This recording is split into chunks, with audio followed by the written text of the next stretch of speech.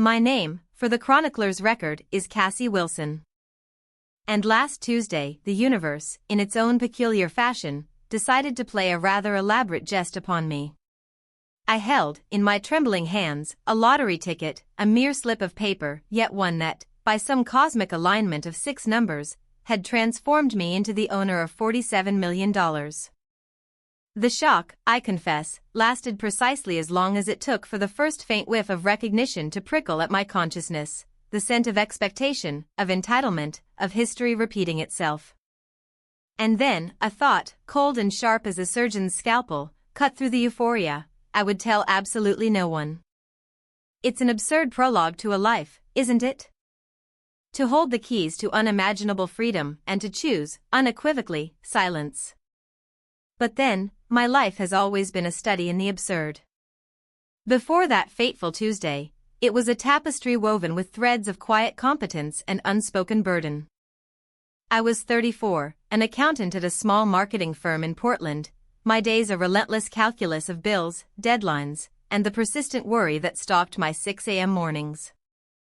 60-hour workweeks were the norm, especially during the relentless cadence of tax season, yet my modest one-bedroom apartment on the city's outskirts remained exactly that, modest.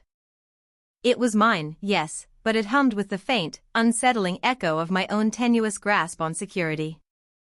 This sudden turn of fortune, however, was not merely a financial windfall, it was a test, a crucible for the raw, unvarnished aspects of human nature I knew intimately, even if others preferred to ignore them. For years, I had navigated a family landscape where unconditional love often came with an invoice, and loyalty was a concept as fluid as market trends. They were, in their own unique ways, artists of acquisition, though their canvas was always my meager savings. My family, you see, viewed the world, and indeed, each other, through a peculiar lens where intrinsic worth was invisible, overshadowed entirely by the gleam of what one could extract. My kindness, my intelligence, my professional competence, these were not virtues to be celebrated, but rather, resources to be tapped. I was, in essence, their perpetually available credit line. Asterisk I still recall, months before that lottery ticket became anything more than a hopeful scrap of paper, the quiet, almost resigned moment I began my meticulous ledger. It was late at night, the city outside a blur of rain and streetlights, and I was hunched over my laptop long after a particularly draining incident. Jason, my brother, yet again. He hadn't gone to rehab with the $5,000 I'd emptied from my modest savings to give him. He'd resurfaced months later, sun-kissed and unapologetic, waxing poetic about an immersive spiritual retreat in Tulum, a location suspiciously far from any treatment center. It wasn't the money that stung as much as the sheer, unblinking audacity of the lie. That night, a certain clarity descended upon me. I opened a new spreadsheet, titled simply, Family Allocations and Reciprocities. Every promise, every loan, every perceived favor, meticulously documented. Dates, amounts, purported reasons, actual outcomes. My financial expertise, honed through years of ensuring other businesses remained solvent, was now turned inward, toward the intricate, often morally bankrupt, accounting of my own familial bonds. It was not born of bitterness, not entirely, but of a profound, dispassionate weariness. A silent preparation, anticipating future exigencies. My father, Gregory, a high school physics teacher, had found his second act with Stephanie, a real estate agent whose tastes were as expensive as her lifestyle. My mother, Diane, had coupled with Warren, a successful businessman whose wealth seemed as boundless as his indifference. Then there was Lisa, my younger sister, the golden child, married to a surgeon named Paul, living in the immaculate suburbs, her life a carefully curated tableau of effortless perfection.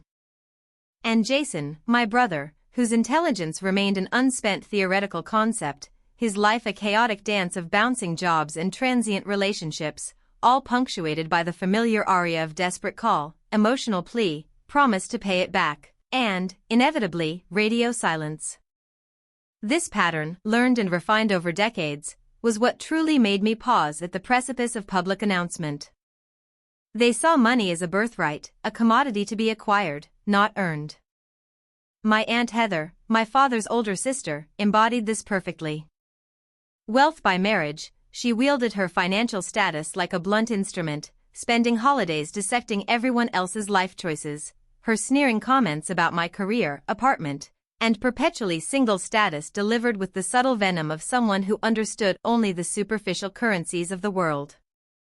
Her son, my cousin Ryan, had inherited her entitlement, yet none of her financial acumen, preferring the thrill of gambling to anything resembling honest work. In stark contrast, my Aunt Martha, my mother's younger sister, was perhaps the only unblemished figure in this landscape.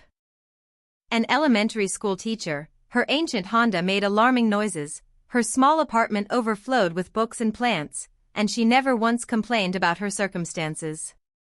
She simply showed up when it mattered, an island of genuine warmth in a sea of calculating self-interest. My best friend, Charlotte, a nurse, was another such anchor, her steadfast understanding a crucial bulwark against the bitterness that threatened to consume me. She saw past the numbers, past the betrayals, to the quiet decency beneath. Yet, beyond the familial theater, the workplace offered its own, equally predictable, pantomime of value versus recognition. My boss, Arnold, presided over meetings, effortlessly taking credit for my meticulously crafted ideas, while my colleague, Derek, was a master of the early exit, leaving me to shoulder his slack, only to somehow, mysteriously, reap the accolades and promotions I deserved. I kept my head down, diligently working, hoping, in some naive corner of my mind, that diligence ultimately garnered its just reward. The lottery tickets themselves were my one small, weekly act of defiance. Every Friday, $10, a small ritual my family loved to ridicule. My mother, pragmatic to a fault, called it a tax on people who couldn't do math. My brother, ever the opportunist, suggested I just give him the money directly instead of wasting it. My father, a man who lectured on probability and statistics, dismissed it as a fool's errand. But for me, it was a tiny, hopeful chance at freedom, a whisper of escape from the endless cycle of expectation and debt. It was a belief in possibility, in a future where my value wouldn't be measured by the depths of my pocket or the ease with which I could be exploited. That was the dream, dormant and resilient, waiting. The morning after securing the winning ticket, a strange sense of calm settled over me. There was no wild spending spree, no impulsive escape. Instead, I drove to Charlotte's, her apartment a sanctuary from the storm I knew was brewing. We sat with steaming mugs of coffee, and I laid out the stark, unbelievable truth. Her reaction, a mix of disbelief, wonder, and fiercely protective anger, was exactly what I needed. Together, we crafted a plan. The first step was absolute anonymity. A lawyer, recommended by a discreet contact of hers, handled the claim, establishing a trust that would make even the most seasoned financial sleuth blink. This wasn't about hiding, it was about strategic camouflage. I initiated a transfer to a new, undisclosed bank account, a clean slate. My existing accounts, the modest sum that remained, stayed put, a carefully constructed illusion of business as usual. We spoke for hours, not of luxury or lavish living, but of boundaries, of strategic disengagement, of how to dismantle a lifetime of emotional and financial extortion with surgical precision. It was during that conversation that the true power of foresight crystallized. The victory was not in the winning, but in the meticulous preparation for its aftermath. My family's inherent assumptions about my financial availability, long a source of quiet humiliation, now became their undoing. Their patterns were too ingrained, too predictable, too steeped in their unwavering belief in their own hierarchical superiority within the family structure. For years, I had been the silent, dependable provider, absorbing their careless financial requests, Jason's supposed rehab, Lisa's wedding that somehow remained partially my credit card's burden 5 years later, my father's roof repair that funded a Cancun escapade. They never questioned my ability to conjure funds, only my occasional, sheepish resistance. And so, I let them continue. I observed. I documented. And I waited. The strategic gambit began subtly. Aunt Heather, with her carefully coiffed disdain, continued her holiday critiques. Still in that little box of an apartment, Cassie? So much for ambition. She'd gesture, rings glittering, towards Lisa's expansive living room, implicitly contrasting my inadequacy with Lisa's success. What she didn't know was that while she spoke, my gaze was fixed on the subtle shifts in her own carefully maintained composure, a flicker of anxiety behind her eyes that spoke volumes of precarious finances. Ryan, her son, was, as expected, a more straightforward case, a bottomless pit of gambling debt, forever on the cusp of the next sure thing. He approached me one evening, a practiced earnestness on his face, for a loan to finance a groundbreaking crypto venture. He needed a significant sum, more than I, on my accountant's salary, could plausibly have. This was the test. I declined, gently, citing a recent, unexpected medical bill that had depleted my modest savings. His face, usually a mask of charming entitlement, crumpled into uncharitable annoyance. The veneer was thin indeed. It was exquisite, watching them reveal themselves, unprompted, against the backdrop of my secret wealth. It was like watching highly trained actors perform a play, only now I held the script, and I knew every single one of their lines, every predictable gesture. The calm satisfaction of merely knowing was profound. The culmination, when it finally arrived, was less a theatrical confrontation and more a carefully orchestrated detonation. It began innocently enough, with a family reunion, a quarterly ritual I usually dreaded, but now approached with a quiet anticipation, like a general surveying a battlefield. The air was thick with their usual grievances, their thinly veiled boasts. Jason, having exhausted his current girlfriend's patience, attempted a renewed plea for seed money for an innovative tech startup that was, predictably, just a slightly repackaged version of his last failed venture. Lisa, between sips of expensive wine, suggested, with a faint casualness, that perhaps I could contribute to her youngest child's private school tuition, given how well I seemed to be doing. And then, the grand crescendo, my father, under Stephanie's imperious gaze, announced a family investment opportunity in Stephanie's struggling real estate portfolio, implying a collective financial responsibility, particularly from those who had disposable income lying around. It was a collective, unspoken demand, a subtle pressure to uphold their crumbling house of cards. I listened, my expression neutral, perhaps a touch too serene. When it was my turn, I didn't raise my voice. I didn't get angry. Instead, I opened a discreet folder on my tablet. You know, I began, my voice clear, cutting through the din of their self-serving chatter, I've always believed in meticulous record-keeping. It's the accountant in me, I suppose. I projected a summary onto a small, portable screen I'd thoughtfully brought along. Here, for instance, we have Jason's rehab funds, now appearing as Tulum spiritual retreat expenses. And Lisa, dear, your wedding costs, still outstanding 5 years later, with interest compounding. Father, the roof repair loan that somehow funded a Caribbean cruise. Each entry, detailed with dates, amounts, and damning evidence drawn from social media posts and bank statements, flickered across the screen. It seems, I continued, a faint, almost pitying smile touching my lips, that while you've all been busy investing in your various facades and indulgences, I've been investing in something far more valuable, clarity. The silence that followed was deafening, suffocating. Their faces, once so composed, crumpled into a horrifying tapestry of shock, outrage, and dawning comprehension. They were not angry at my betrayal, they were furious that their intricate web of manipulation had been so thoroughly exposed, so clinically dissected. The family investment opportunity dissolved into incoherent sputtering. Their carefully constructed image of my being a bottomless well of support, and their own status as deserving recipients, shattered. How dare you? Heather shrieked, her voice cracking with a wounded entitlement. This is family. Indeed, I replied, folding my tablet, the screen now dark. And this is precisely the account of it. There was no grand pronouncement of my lottery winnings. There was no taunt, no triumphant sneer. Their punishment was far more exquisite, the public undoing of their carefully crafted narratives, the very rules they had always played by, the rules of financial extraction and emotional debt, turned squarely against them. Their own greed, their short-sighted assumptions about my perpetual acquiescence, had delivered them their just deserts. I rose, pulling my modest coat around me. You will, of course, find that my contributions to your various endeavors have now ceased. Permanently.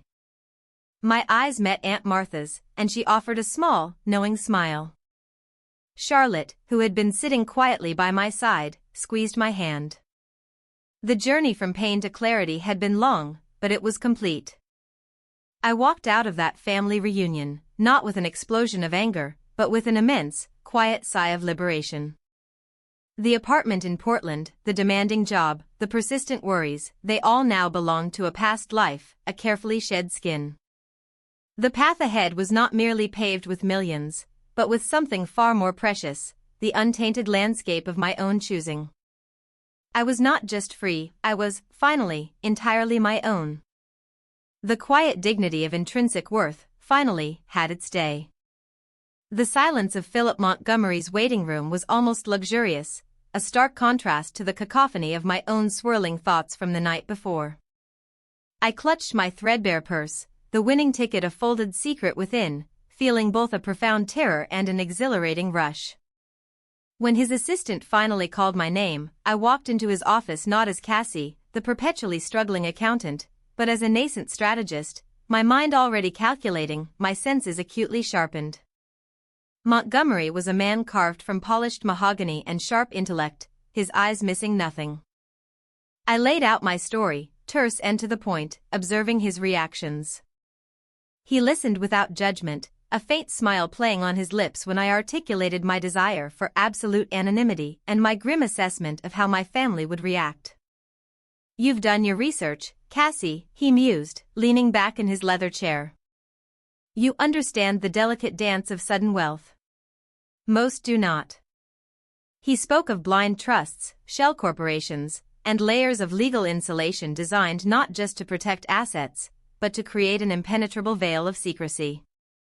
We talked for hours, meticulously crafting a strategy that would turn $47 million into an unseen, untraceable fortress. It was an intellectual battle plan, and I felt a surge of energy I hadn't known I possessed. This wasn't merely about money, it was about reclaiming autonomy, about establishing a boundary so firm that no amount of greed, no saccharine plea, no sense of obligation from my past could breach it.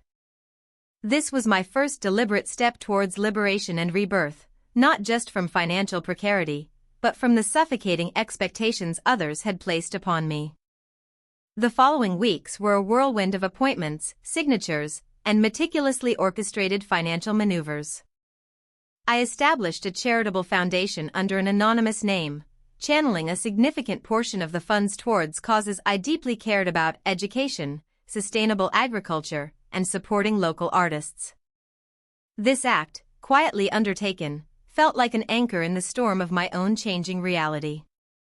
It was a reaffirmation of my values, a stark value contrast to the self-serving opportunism I fully expected to encounter. The money, rather than corrupting me, was becoming a tool for good, a testament to what foresight and intention could truly achieve. I did not quit my job immediately. Instead, I began to make subtle shifts. I started dressing a little better, albeit still within reason. I bought a new, reliable car, a modest hybrid, nothing ostentatious, but a vast improvement over my ailing Corolla. The relief of knowing a car repair would no longer send me spiraling was immense, a quiet triumph. I took Charlotte out to increasingly nicer restaurants, telling her I'd taken on some freelance work, which wasn't entirely untrue. I observed her reactions, her genuine pleasure in our improved outings, and felt a pang of guilt over my secrecy, but the memory of those lottery stories, of families torn apart, reinforced my resolve. I had to ensure my own stability first, to understand the landscape, before extending trust. This was the ongoing test of humanity, a constant internal audit of my own intentions and the perceived intentions of others. The first tremor came from Arnold. He'd always been a fixture at family gatherings, his presence looming, his pronouncements often laced with thinly veiled criticisms of my career choices, even as he benefited from my quiet contributions at work. At a family dinner, he cornered me, an unctuous smile plastered on his face. "Cassie, you're looking, well. Any big changes? Heard you finally ditched that old jalopy."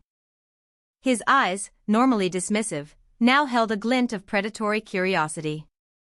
I offered a vague answer about a small bonus, careful to project an air of mild improvement, nothing spectacular.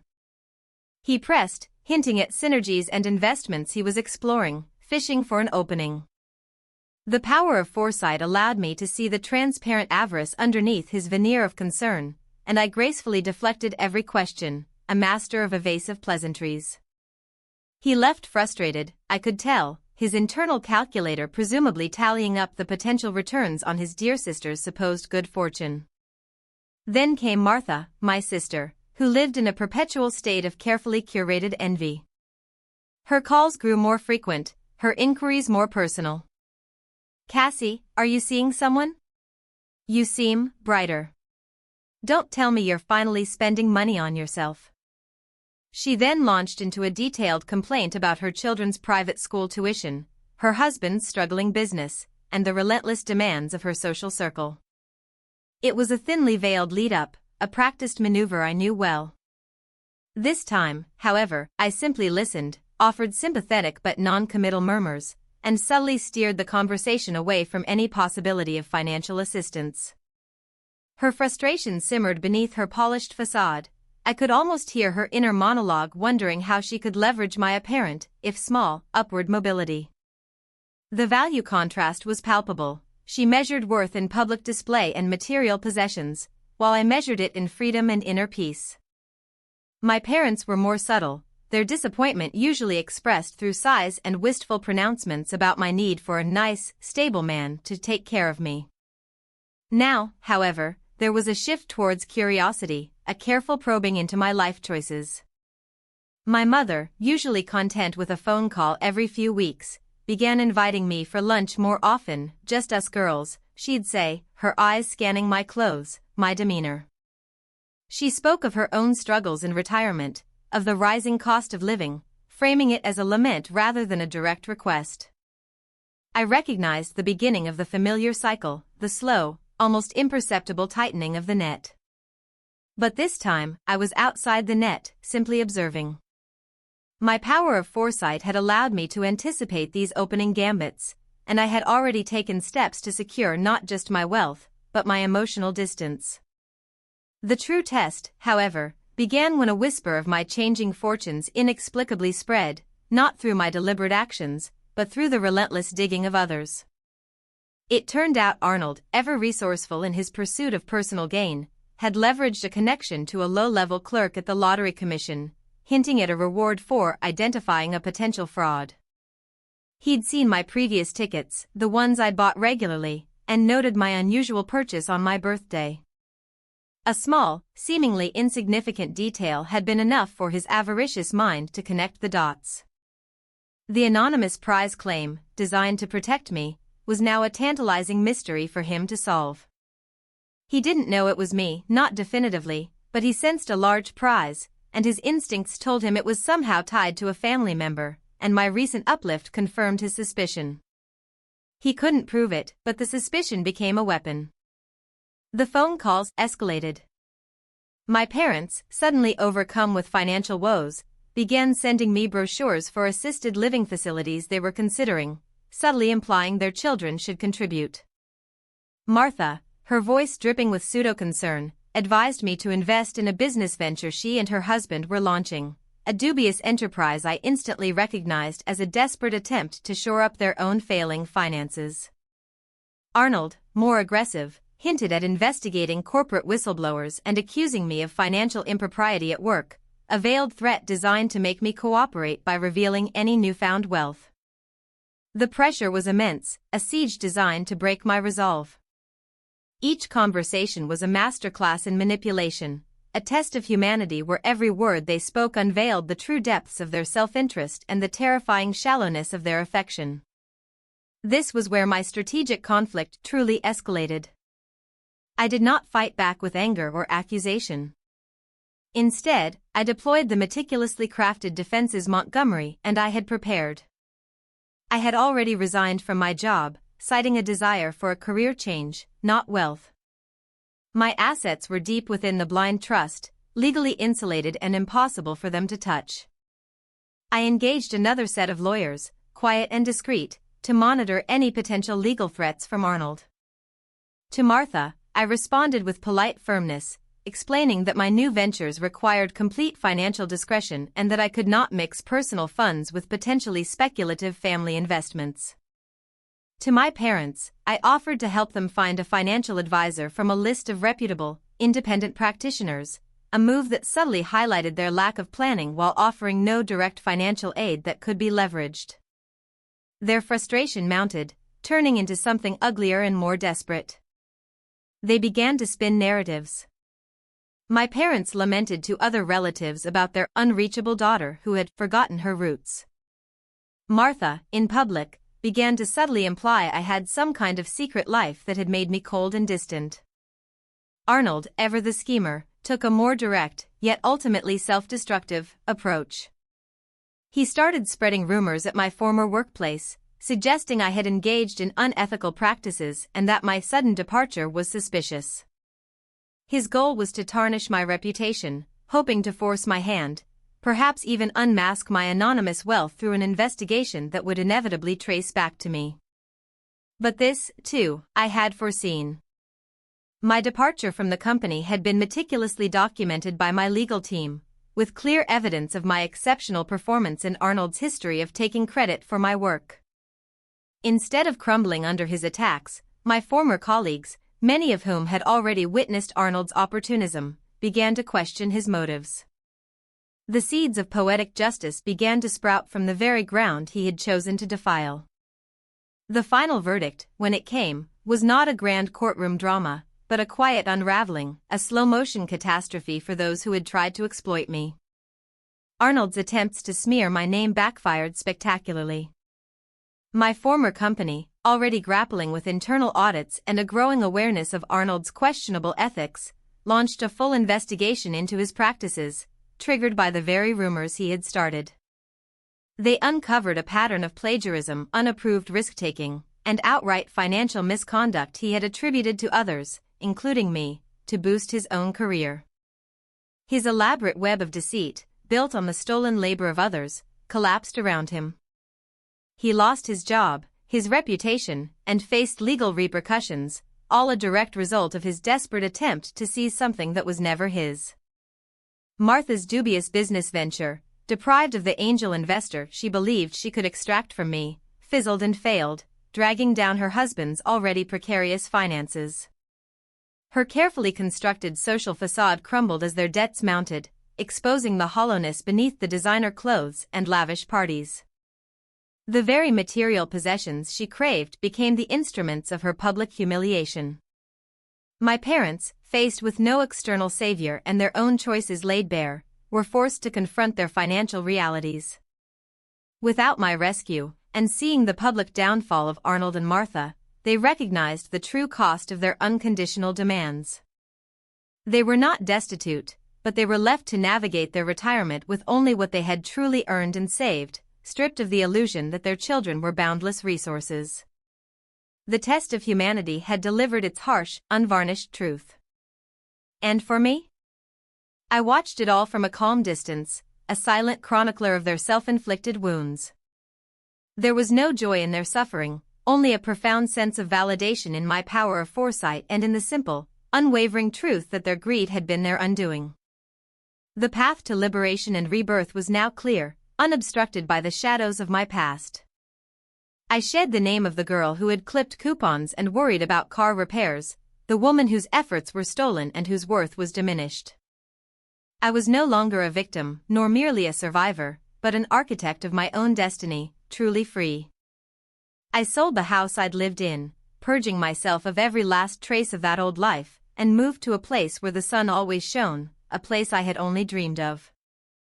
Charlotte, informed eventually of the truth, stood by me, her loyalty a rare, precious gem in the wreckage of my family. Together, we explored new horizons, built new connections, and crafted a life rich not in lavish display, but in genuine experiences, quiet purpose, and an unshakable inner peace. The weight of expectation, the burden of proving myself, the constant calculation of costs, all had evaporated. My new life was not defined by what I had accumulated, but by what I had truly owned, my integrity, my freedom, and the fierce, quiet strength forged in the crucible of betrayal and resilience. I was finally, truly, myself. Made up your mind, she finished, her tone resigned. I nodded, feeling a familiar stubbornness settle in my chest. I have, Charlotte. This isn't about punishment, it's about clarity. I can't build a new life with people who only see me as a convenience, or worse, a competitor. Charlotte sighed, running a hand through her hair. Just promise me you'll be careful. Your heart is resilient, but it's not made of stone. I promised, though I knew the ensuing days would be bruising. The experiment began the following morning. I meticulously crafted my story, a sudden, unexpected layoff due to restructuring, a severance package that was barely enough to cover a month's rent, and the crushing anxiety of unemployment. It felt strangely liberating to articulate these fabricated woes, a twisted echo of the very fears I had genuinely faced before the lottery ticket. My financial stability, thanks to Philip, was an unyielding bedrock beneath this intricate theatrical performance. First, I approached my sister, Sarah. Her response was swift, not with comfort, but with a familiar, thinly veiled schadenfreude. Oh, Cassie, I'm so sorry to hear that. I always told you accounting was a precarious field. You should have thought about pivoting to something more stable, like real estate. My friend just sold a house for a record profit, you know? I explained my immediate need for a few $1,000s to cover rent and medical bills until I found a new position. Sarah offered, after a long pause, a loan conditional on a formal contract, repayment with interest, and a detailed breakdown of my expenses. Her help came with a suffocating weight of judgment and an unconcealed expectation of future leverage. The sting wasn't in her refusal to simply assist, but in the blatant transactional nature of her empathy, a commodity she priced higher than family. The contrast between her initial feigned sympathy and her subsequent calculated response was stark, a grotesque mirroring of the value-contrast theme. The mask slipped, revealing the calculating opportunist lurking beneath the veneer of familial concern.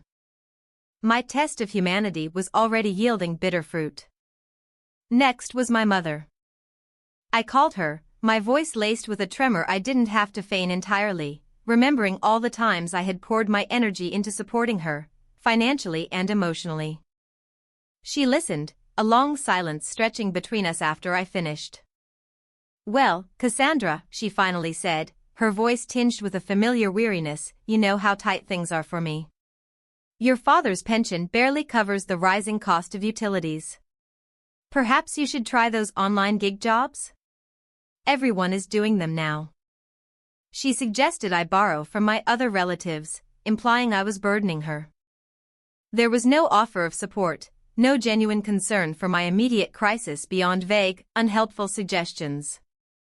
The test of humanity for her revealed a profound and practiced self-preservation, a pattern I now recognized as a lifetime of allowing others to carry her burdens, only to retreat when the possibility of reciprocation arose. The years of me being her steadfast financial support, the emotional anchor she never had to lift, now came into sharp relief. What I sought was not money, but a simple outpouring of unconditional care, a confirmation that I was seen as more than a dependable resource. I received neither. Then came David, my ex-fiancé. I knew this would be the most difficult, stirring up old wounds. I reached out to him, presenting the same unfortunate narrative.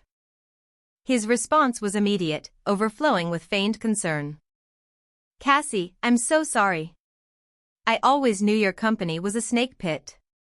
If only you'd listened to me and just focused on planning our wedding, everything would be different.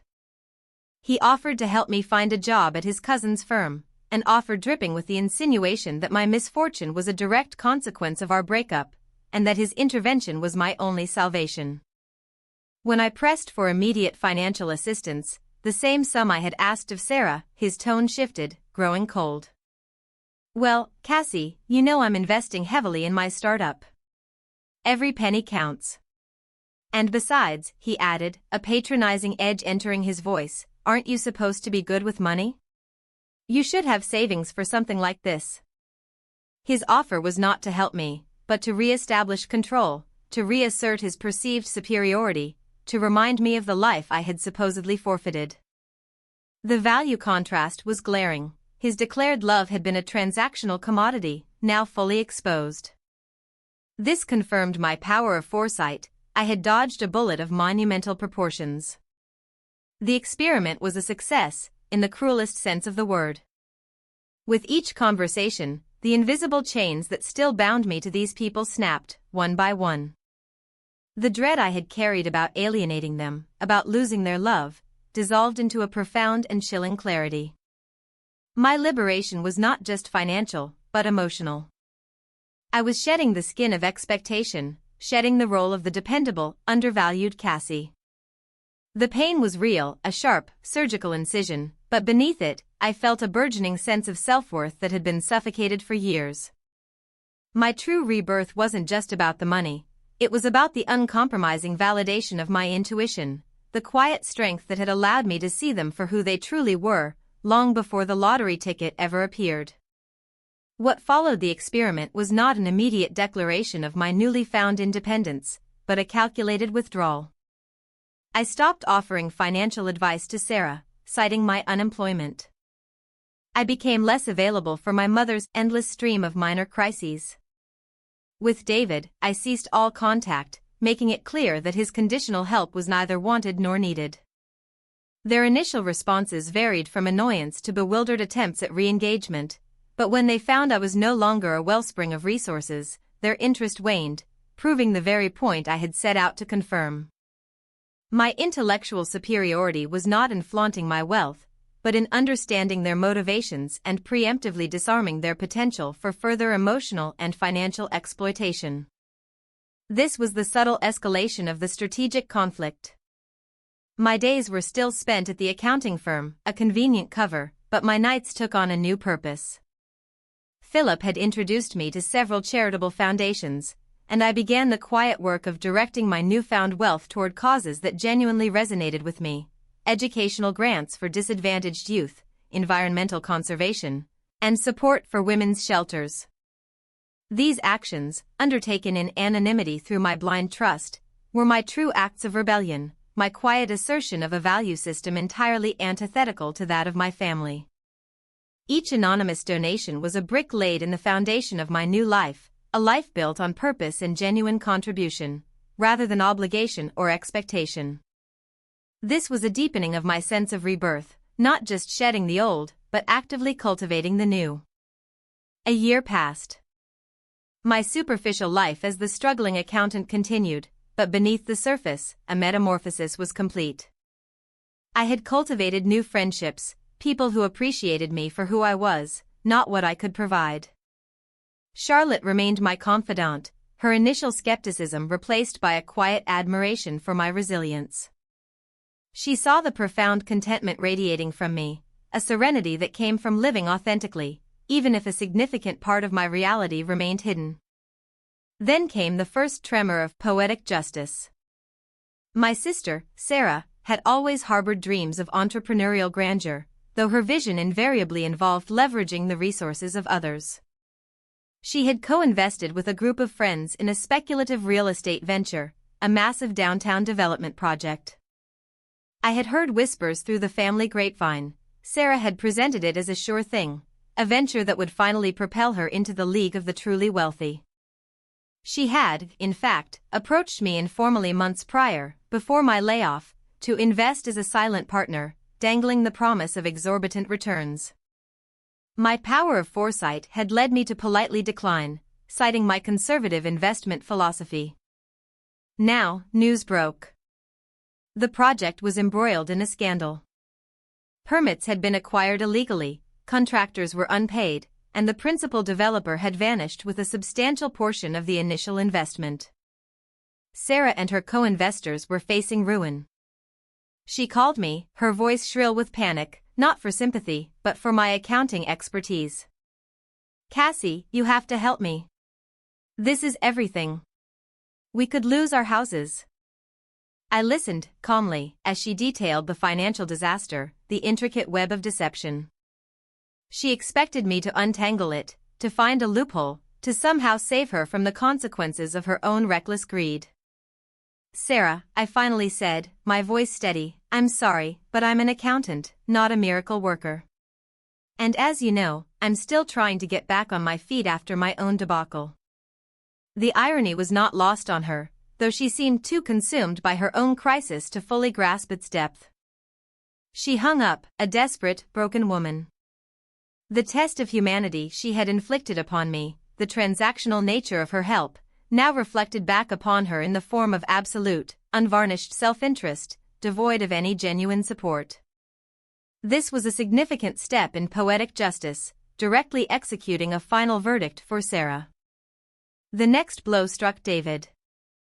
His much-touted startup, which he had insisted was the pinnacle of innovation, was now struggling. He had, I later learned through mutual acquaintances, invested heavily in a rapidly fading tech trend, refusing to pivot despite market indicators. His arrogance, his unshakable belief in his own infallible judgment, was his undoing. The investors pulled out, the company collapsed, and his personal finances, once boasting a comfortable cushion, were decimated. He was left with a mountain of debt and a tarnished reputation. The savings he had so smugly referenced during my folk crisis were gone. He had prided himself on his financial acumen, on his ability to guide me. Now, his own judgment had failed him catastrophically. The poetic justice was deliciously precise, his intellectual arrogance, his condescending pity, and his transactional love had brought him to this very public, very humiliating low. This felt like a direct consequence of his character, a testament to my power of foresight in escaping him. My mother's poetic justice was subtler, a slower, more insidious unraveling. Without my steady, unspoken financial support, the tight things she had always complained about became genuinely tight. Her carefully constructed facade of delicate reliance began to crumble. She could no longer afford the constant upgrades to her home, the frequent spa days, the casual loan requests to me that were never repaid. Her network of enablers, largely depleted by their own struggles and my withdrawal, thinned. She found herself facing the stark reality of her own financial mismanagement, stripped of her primary resource. Her calls to me became less frequent, her tone less entitled, replaced by a quiet, strained deference I had never heard before. She never explicitly begged, but the subtext of her muted questions about my employment status, about whether things had picked up for me, was clear. The universe, it seemed, was finally forcing her to stand on her own 2 feet, a consequence she had artfully avoided for a lifetime.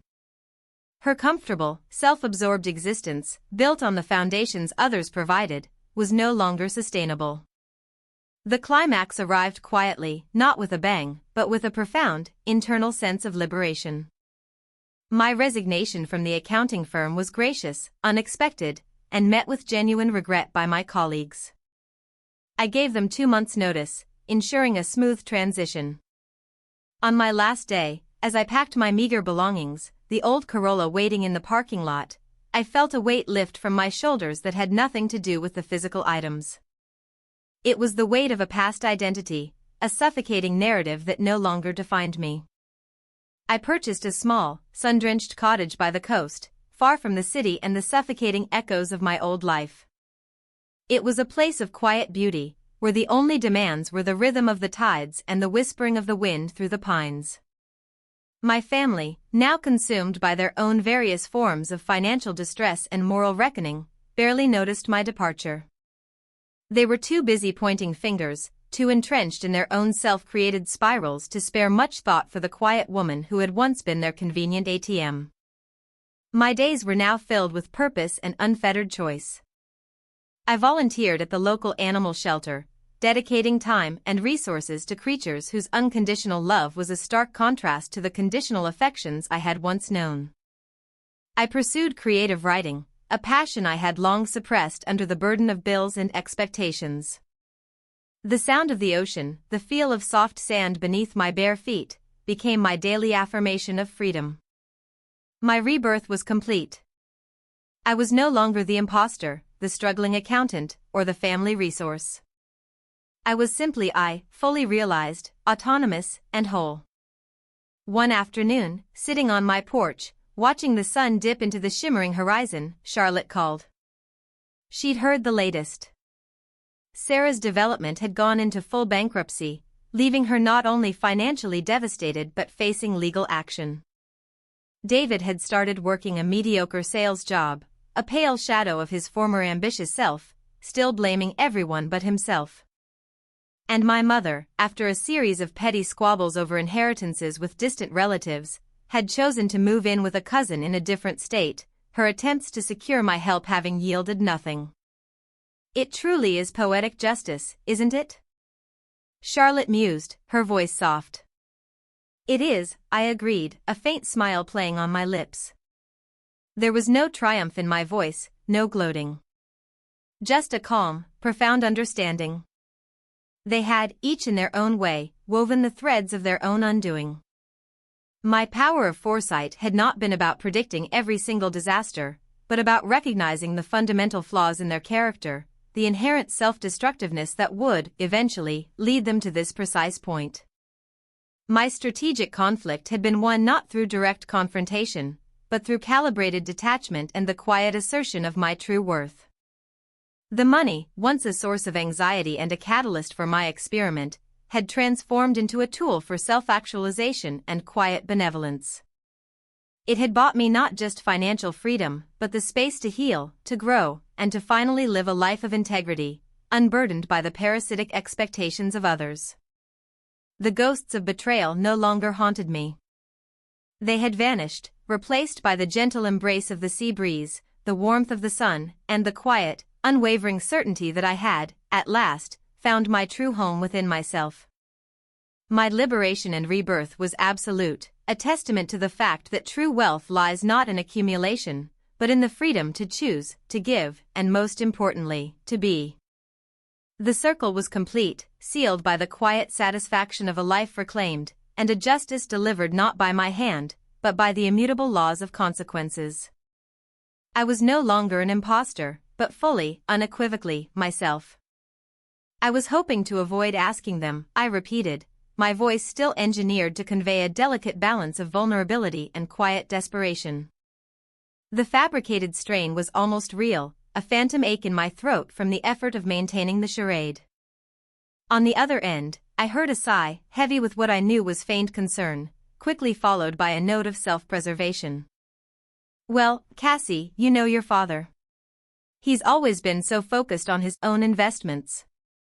And Lisa, with the twins starting private school next year, I don't think they have a penny to spare. We just can't, honey. Warren and I are stretched so thin with the lake house, and we're planning that trip to Tuscany in the spring. You know how much we've been looking forward to that. The themes began to coalesce with chilling clarity, even in this first interaction. The value contrast was stark. Her long-awaited Tuscan vacation held more immediate importance than her daughter's fabricated financial crisis. Her stated love, her pride in being a nurturing parent, dissolved into the cold reality of her actions. This was the first hurdle of the test of humanity, and she had tripped over her own self-interest. I could almost hear the internal ledger in her mind, weighing my need against her desires, and finding mine wanting. I understand, Mom, I said, allowing a slight tremor to enter my voice, playing the role to its bitter end. Thanks for listening anyway. Of course, honey.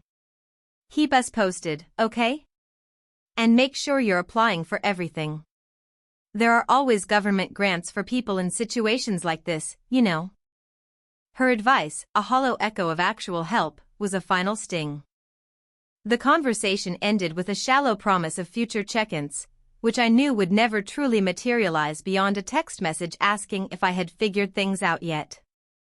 I hung up, a profound sense of calm washing over me, rather than the despair I had once anticipated. It wasn't a calm born of relief, but of confirmation. My power of foresight was proving accurate. Diane, despite her maternal assertions, was precisely as I had predicted. The emotional tether that had once bound me to her, fueled by a lifelong hope for unconditional support, began to fray and snap. This was the nascent stage of my liberation and rebirth. Each snapped thread, though painful in its implication, created space for something new. Next on the list was my father, Gregory, and his wife, Stephanie. Gregory had always been the paragon of financial prudence, at least, when it came to advising others. His own wealth, accumulated through shrewd investments and inherited good fortune, often felt like a shield behind which he judged the supposed follies of others. His reaction was immediate, a deep sigh that rumbled through the phone line. "Cassie, I'm genuinely disappointed to hear this. We've talked extensively about the importance of maintaining an emergency fund, about fiscal responsibility." He launched into a well-worn lecture, a familiar drone that had accompanied countless holiday dinners and family gatherings. It was peppered with references to his burgeoning portfolio and Stephanie's new luxury SUV. He spoke of personal accountability and the tough lessons life sometimes offered. The irony was a bitter taste in my mouth. He, who had bailed out his brother from a gambling debt and once asked me to cover the down payment for his boat slip, a loan swiftly repaid, I might add, was now preaching economic gospel. "I've tried to be responsible, Dad," I interjected, keeping my voice mild, almost contrite. But the medical emergencies, combined with the sudden company closure, it just depleted everything. I let the vague medical emergencies hang in the air, a silent plea designed to evoke concern, but to him, it was merely another symptom of poor planning. "Well, Cassie," he said, after a prolonged pause filled with the rustling of papers, perhaps his stock reports, "Stephanie and I are deeply invested in a new venture, and liquidating anything right now would incur significant penalties. Market's a bit volatile, you see. However, to help you bridge the gap, I can offer you $1,000. Consider it a loan, of course, to be repaid with interest once you're back on your feet." $1,000. A pittance. Enough to assuage his conscience, perhaps, but nowhere near what I had asked. The interest clause was the final, perfectly predictable touch. It was a transaction, not an act of love. Value contrast again, painted in bold strokes, his family, his daughter, a line item on a balance sheet. My power of foresight felt almost cruel in its accuracy. I thanked him, feigning gratitude, and promised to send him repayment details once I had them. The call, like my mother's, ended with a sense of quiet finality. Another thread severed. The calls continued over the next few days. Lisa, my sister, who had often leaned on me for babysitting money or help with her children's tuition. "Oh, Cassie, that's awful. But you know Paul and I are barely treading water with the twins' school and their extracurriculars. We just booked that Disney trip we promised them. Maybe you could look into part-time work? Just for now?" Her concern was shallow, outweighed by the impending magic of Disney. She had even proposed, with a straight face, that I could move in with them temporarily, providing free childcare in exchange for a room until I got back on my feet, a clear exploitation disguised as charity. My stomach tightened, not with anger, but with a weary acceptance. Jason, my brother, offered the most predictable response of all, "Dude, you know I'm always broke. I just put a new engine in the Camaro. Seriously, I wish I could help, but I'm living paycheck to paycheck here." His voice, though laced with a superficial sympathy, carried an underlying current of relief that it wasn't him in trouble. He knew I wouldn't push, because I never had. Aunt Heather, my father's sister, was perhaps the most lacerating. "Cassie, I always told you that high-stress corporate job wasn't good for you. You should have settled down, found a nice man, started a family. These things wouldn't be happening if you'd made wiser life choices." Her thinly veiled judgment dripped with a self-righteous satisfaction, confirming her perennial belief that her life choices were superior to mine. She offered no money, only condescension, a harsh balm to her own insecurities. Cousin Ryan, sweet talker and eternal procrastinator, promised the moon. Oh, Cassie, absolutely. I've got that big commission coming in next week, I'll send you the $5,000 for sure. Just remind me, okay? The commission, I knew, was a phantom limb, always just out of reach, always next week. His promises were as ephemeral as smoke, evaporating into thin air with each passing day. With each call, the emotional landscape around me shifted. The initial twinge of guilt about my manipulative experiment had long since faded, replaced by a profound disillusionment. Yet, paradoxically, this disillusionment wasn't a weight, but a liberation. The disappointment was quickly absorbed, digested, and transformed into a renewed sense of self-worth. These were not the people who truly valued me, beyond what I could provide. This was the heart of the liberation and rebirth theme, unfolding in real time. I was shedding the archaic skin of expectation, revealing a more resilient, authentic core. The freedom was palpable, a quiet hum beneath my skin. Charlotte, my lone confidant, listened patiently to each update, her "I told you so" unspoken, replaced by a comforting presence. Then came Aunt Martha. She was my mother's older sister, a public school teacher, living modestly in a small house filled with books and antique trinkets. Of all my family, she was the one I held the least expectation for, not because of her character, but because of her limited means. Yet, she was the only one I held any real hope for. "Cassie, honey, that's just terrible," she said immediately, her voice warm with genuine empathy. There was no lecture, no immediate deflection, just concern. "Are you eating enough? Have you seen a doctor about these symptoms?" She focused on my well-being, not her own finances for a change. I repeated my rehearsed story, adding a few more details about my sleepless nights and the gnawing anxiety. $5,000? "Oh, Cassie, that's a lot," she said, her voice tinged with sadness, not judgment. "I wish I could give you that much. But the school doesn't pay what it used to, and my pension isn't what it will be. But," she paused, and I held my breath, "I do have a savings account for emergencies. It's not much, but I can send you $2,000 right away. You don't need to pay me back, dear. Just get yourself sorted. And promise me you'll call if things get worse. Always remember, you have a place to stay here, no questions asked, for as long as you need." My eyes welled up, a genuine wave of emotion washing over me. $2,000. More than any other offer, and accompanied by unconditional love, not a transaction. This was the true gold standard of the value contrast, not just money, but a willingness to sacrifice, a genuine offer of support without strings attached. She, who had the least, gave the most. Her act of kindness was a lighthouse in the storm of disappointment. It wasn't just about the money, it was about the tangible demonstration of kinship, the validation that I was seen, and truly cared for, beyond my utility. "Thank you, Aunt Martha," I choked out, the fabricated strain in my voice momentarily replaced by raw emotion. "You don't know what this means to me." After that call, a profound peace settled over me. The cycle was complete. I had seen them all, stripped bare by the simple demand of genuine support. My predictions had largely held true, a testament to my often unacknowledged power of foresight into their characters. But more importantly, the experiment had done its work. The toxic bonds, once disguised as family loyalty, had dissolved, leaving me clearer, lighter. The true liberation wasn't just in the money I now possessed, but in the emotional freedom from these crushing expectations. The next morning, I contacted Aunt Martha. "Aunt Martha," I began, my voice clear and strong, without a hint of the previous day's feigned distress. "There's something important I need to tell you. My marketing firm story was a fabrication.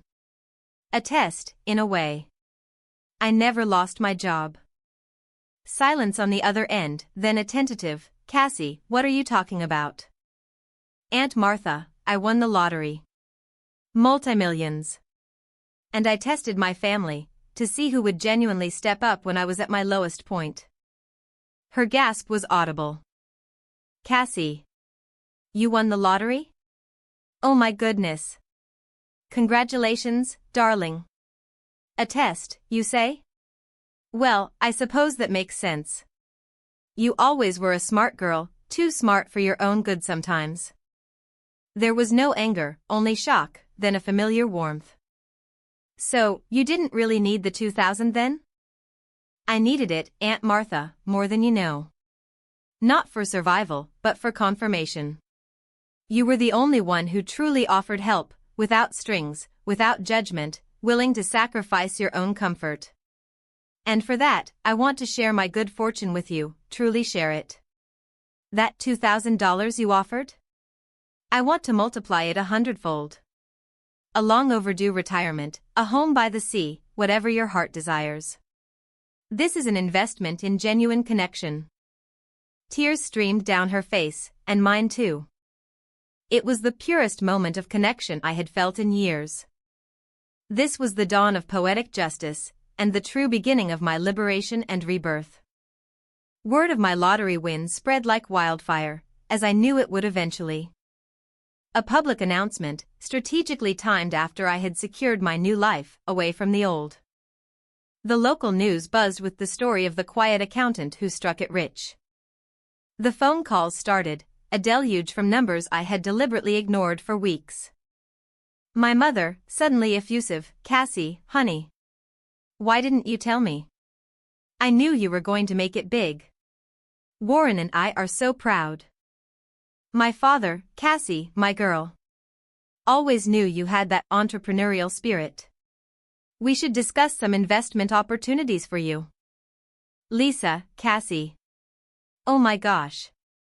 I'm so sorry about the misunderstanding, you know how much we love you. The kids miss their Aunt Cassie. Jason, dude. Why'd you fake being broke? That's hilarious. We need to celebrate, I know some great spots. Aunt Heather, well, I always said you had a good head on your shoulders, Cassie. Sometimes life throws curveballs, but you clearly have divine favor. And Ryan simply sent a text, heard about your commission, congrats. Their frantic attempts to re-enter my life, to claim a piece of my newfound fortune, were transparent, almost comical. Each call, each message, was a direct testament to their earlier failures. They had, through their own self-interest, written themselves out of this chapter of my life. This was the culmination of the escalated strategic conflict, not through argument, but through their own self-incriminating actions. My silence, my measured distance, was my ultimate display of intellectual superiority, the final, decisive move in a game they hadn't even realized they were playing. I had anticipated this deluge. My new phone number was known only to Charlotte, Aunt Martha, and my carefully selected financial and legal teams. The old number, now a relic, had been disconnected. My old address, a ghost. My social media, scrubbed clean. I had built an impenetrable wall, not out of malice, but out of necessity. The poetic justice was in their desperation, their hollow congratulations, their profound regret. They had been given a choice, to show genuine compassion or to cling to their selfish desires. They chose the latter, and the universe, through my careful machinations, delivered its verdict. They would forever live with the knowledge of what they had lost, what they had willingly forfeited for a Tuscan holiday, a private school, a new engine, or a self-righteous lecture. Their greed, their lack of empathy, had become the architects of their own exclusion. My liberation and rebirth was complete. I traveled the world, not to escape, but to discover. I invested in causes that resonated with my values, supported emerging artists, and quietly, anonymously, helped individuals struggling with the financial burdens of medical emergencies. Charlotte became my closest confidant, my chosen sister. Aunt Martha became a beloved companion, her final years filled with comfort and joy. The weight of their expectations, their judgment, their unfulfilled promises, had lifted. My self-worth, once tied to their approval, now blossomed from within, rooted in my own integrity and the genuine connections I had cultivated. The sting of betrayal had faded, replaced by the tranquil satisfaction of a life truly lived, on my own terms, free from the shadows of a past that had never truly seen me. I had found my real family, and in doing so, I had found myself. The story of betrayal had concluded, not with bitterness, but with a profound, cathartic freedom. The ledger was balanced, not by revenge, but by justice, wisdom, and an unwavering commitment to my own rebirth.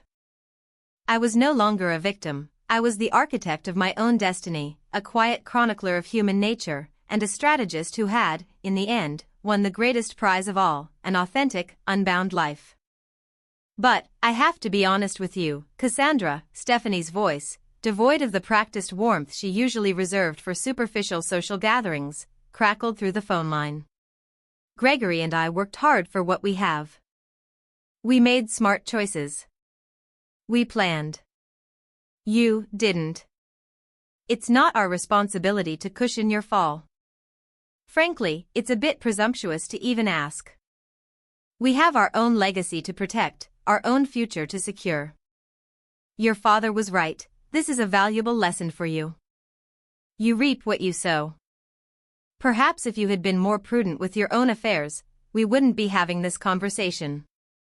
Her voice, perfectly modulated, carried the condescending tone of an instruction manual. Consider this a valuable, albeit painful, lesson. The call ended, not with a gentle click, but with a sharp report that echoed in the sudden silence of my apartment. She hadn't even waited for me to respond. My hand, steady as a surgeon's, recorded her final pronouncements in the worn leather journal. The entries now spanned pages, a comprehensive dossier of their individual failings. Each carefully chosen word, each thinly veiled judgment, each pathetic excuse, meticulously categorized. My mother's evasiveness, Gregory's pompous lectures, Lisa's superficiality, Jason's habitual avoidance, and now Stephanie's brutal, self-serving practicality. It was a symphony of self-interest, played out in discordant notes of familial neglect. The test concluded. The data collected. And with its completion, a peculiar kind of peace settled over me. It was the calm that follows a storm, or perhaps, the profound quiet of a battlefield after the last shot has been fired. The manufactured urgency of my distress had served its purpose flawlessly, stripping away the veneer of obligation and revealing the cold, calculating hearts beneath. Their words, whether scribbled notes from my covert observations during our meetings, or verbatim transcriptions of phone calls I had, unbeknownst to them, meticulously recorded, painted a stark and consistently damning picture. This was not a moment of defeat, but one of profound clarity. The burden of their expectations, the silent, unspoken plea for their approval that I had carried subconsciously for so long, evaporated like morning mist under a harsh sun. I was lighter, unchained. The pain from their dismissals, though real in its initial sting, was the pain of a surgeon's incision, deliberate, precise, and utterly necessary, cutting away gangrenous tissue to save the limb. My rebirth was not just metaphorical, it was a visceral shedding of an identity built upon their conditional love, an identity that had, for too long, confined me. It was the raw, aching freedom of truly being seen, and then, profoundly, letting go. For months, preceding even the strategic fabrication of my financial difficulties, I had quietly extended a unique proposition to each of them. Not as a plea, but as an opportunity. A chance to invest a modest sum, precisely $5,000, into Ethelred Innovations. I framed it then as an ambitious tech startup, hinting at its potential but deliberately keeping the full scope opaque. I wanted their faith, their belief in me, not just in a pie-in-the-sky venture. It was an initial, subtle test, laid months before the overt one, an early-stage private placement with terms so favorable they bordered on absurd, designed to reward vision and trust. Each had dismissed it then, too, with various excuses that mirrored their later rejections of my loan. My mother thought I was being reckless and advised caution, preferring the perceived safety of her husband's controlled finances. Gregory lectured me on over-optimism and risky ventures, all while his own investments were heavily weighted in stagnant, traditional portfolios. Lisa found it too complicated and preferred safe investments her husband Paul managed, too busy with her new car and bathroom remodel to consider genuine growth. Jason just ignored the email, a familiar pattern of evasion. Stephanie scoffed at the unproven concept, her pragmatism blinding her to anything beyond immediate, guaranteed returns. They had all, without realizing it, already rejected the lifeline I offered, not out of malice, perhaps, but out of their ingrained self-interest and an inability to see beyond immediate, tangible returns. Their foresight, so lauded in their own estimation, was non-existent when it came to genuine innovation or investment in another human being.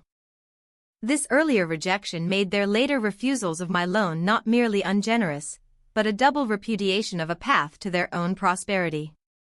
The job loss had simply been the second phase of my master plan, a reactive measure to test their humanity when presented with perceived desperation. While they scoffed at my imprudence and lectured me on financial responsibility during that second phase, I had been pouring every spare moment, every ounce of intellectual capital, into Ethelred Innovations, a company specializing in disruptive AI-driven analytics. My initial funding, modest but sufficient, had come from careful prior savings and a small, anonymous seed investment from a colleague who did see my potential. The supposed rent due, the medical bills, all were fictions designed to elicit their true, unvarnished responses. The crucial component of my plan hinged on a highly coveted venture capital funding round that was rapidly approaching. For months, I had been in discussions with a consortium of top-tier VCs, eager to invest in Ethelred. But I had delayed the final agreements, carefully timing my crisis to coincide precisely with the final week before the round closed. I wanted to give my family, the very individuals who now condemned my financial woes, one final, undeniable opportunity to participate, a small, preferential allocation of early-stage equity. A sliver of the company I knew, with absolute certainty, was destined for exponential growth. This was my strategic masterstroke, the ultimate test. They wouldn't just refuse a loan, they would actively reject the chance to participate in my future, a future that, unbeknownst to them, held a golden key. My offer to them, had it been accepted during my distress, would have been a structured private placement, a chance to reconsider their initial dismissal of Ethelred, to invest $5,000 each, the exact amount I had needed, for a significant stake in a company poised to be valued at hundreds of millions, possibly even billions, within a few years. It was an almost ridiculously generous offer, designed to become a future source of their eternal regret. Had they shown an ounce of faith, an iota of generosity, they would have been rewarded immeasurably. But their ingrained selfishness had precluded even the possibility of such a vision. They saw only the immediate loss of $5,000, not the latent potential of genuine investment in a person they had dismissed as a failure. The job search in the city was a carefully constructed subterfuge. My actual work had been remote, intensely focused, and consuming every waking hour. The rent crisis was a precisely deployed diversion, ensuring their focus remained on my perceived vulnerability. My apartment, humble as it was, served its purpose as my war room, a sanctuary of creation and quiet defiance. Each rejection from my family fueled not bitterness, but a fierce, cold resolve. It affirmed that their wisdom was shallow, their foresight non-existent, and their humanity, tragically, transactional. The official venture capital funding round closed just days after my final call with Stephanie. The investment secured was substantial, valuing Ethelred Innovations at a figure that made my initial ask of $5,000 seem like a cruel joke. The documents were signed, the capital wire transferred, and suddenly, I was not just secure, but profoundly wealthy. The kind of wealth that shifted paradigms, that bought not just comfort, but unparalleled agency. The time for quiet strategy ended. The time for the unveiling of truth, and the precise, surgical application of poetic justice, began. My first move was subtle, yet potent. I mailed a beautifully embossed letter, personalized to each family member, detailing a special investment opportunity for close family that had just closed. The letter, drafted by my lawyer, outlined Ethelred Innovations' recent highly successful series of funding round, highlighting the substantial valuation achieved. Crucially, it included a paragraph subtly alluding to prior offers to engage immediate family in early-stage seed funding that, regrettably, had not been taken up. I concluded with a small, symbolic check for $100, as a token of appreciation for their valued advice during my challenging initial phases, a cruel, gilded irony they would soon begin to comprehend. The reactions, initially filtered through whispers among distant relatives and then exploding into direct confrontations, were precisely as foreseen. Confusion first, then a creeping, sickening dread, spurred by the subtle hints of Ethelred's success already beginning to ripple through niche financial news outlets. Eventually, one of them, Jason, predictably the most desperate for money, contacted me directly. "Cassie? What is this letter? Ethelred Innovations? What's going on? What did I miss?" His voice was hoarse, laced with a barely concealed hope that this was some elaborate practical joke. I allowed a pause, letting the silence hang heavy, pregnant with the weight of his past dismissals and his unanswered calls. "It was an early-stage private placement, Jason. A chance for family to invest in Ethelred Innovations. You remember, the company I first mentioned months ago, and then revisited when I was, looking for help with my rent?" A choked sound came from his end, a strangled gasp. "But, you said you lost your job. You needed rent money. You said it was a risky startup." "Indeed, I did, Jason. And I needed $5,000. The same $5,000 that, had you chosen to invest it in Ethelred at that time, would now be worth, conservatively, $2 million, based on our recent series evaluation." The line went dead with a muffled thump. Jason's silence was more eloquent than any desperate outburst. Then came the crescendo of frantic calls, the accusatory texts, the desperate, clawing pleas. My mother, dissolving into theatrical tears, accused me of cruel deceit, even as she demanded to know how she could still get in, for the sake of the family. Gregory, his teacher's voice now a high-pitched whine, spoke of unbreakable familial bonds and how I should have trusted them with the complete picture, ignoring his own previous lectures on self-reliance. Stephanie was incandescent with rage, not at her own lack of compassion, but at my manipulation, viewing my careful, strategic planning as a vicious personal attack rather than as a consequence of their collective character. Lisa, ever alert to financial status, saw her carefully constructed suburban dream, the new Audi, the master bathroom, crumble beneath the weight of what she had foregone, her voice shaking with a potent cocktail of regret and envy. The guest room, clear for my temporary stay, became a mocking symbol of her short-sightedness. The full, crushing weight of their self-interest and short-sightedness crashed down upon them, a torrent of self-recrimination and external blame. They had had not one, but two opportunities for a life-altering investment, offered directly to them by me, first as a straightforward investment proposition, then as a veiled, desperate plea for help. And they had not only rejected both, but had done so with disdain, judgment, and outright dismissal. Their carefully constructed justifications, the new Audi, the retirement funds, the ever-increasing tuition, the perpetually tight budgets, transformed into the very instruments of their own profound and inescapable torture. Every luxury they had prioritized over my perceived need now tasted like ash in their mouths.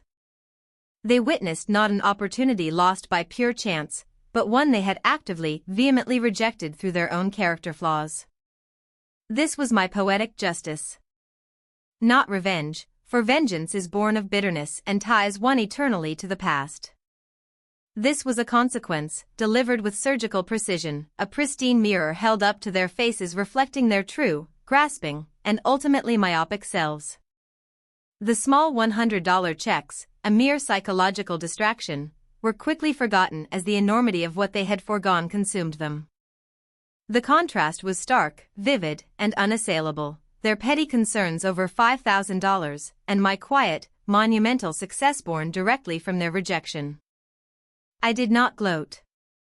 I did not engage in their frantic recriminations or their sudden, transparent attempts to rekindle familial bonds, now laced with frantic suggestions of making up for lost time and future opportunities.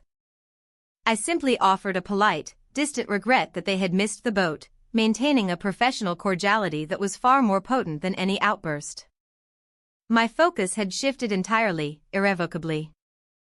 My days were filled with the invigorating challenges of leading Ethelred Innovations, overseeing its exponential growth, fostering a culture of genuine collaboration, intellectual curiosity, and shared ambition.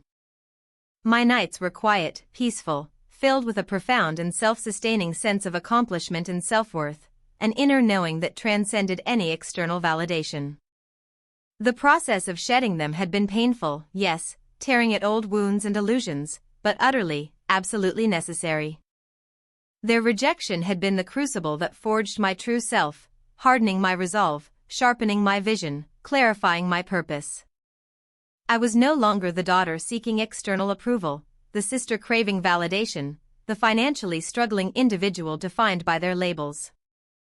I was Cassandra, the architect of her own destiny, free from the crushing weight of their expectations, their conditional love, and their stifling judgments.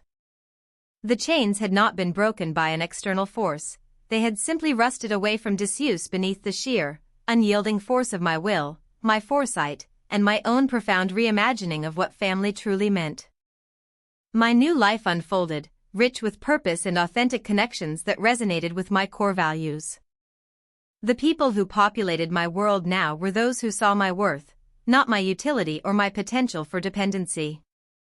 They were partners, mentors, friends, chosen family forged in mutual respect and shared vision.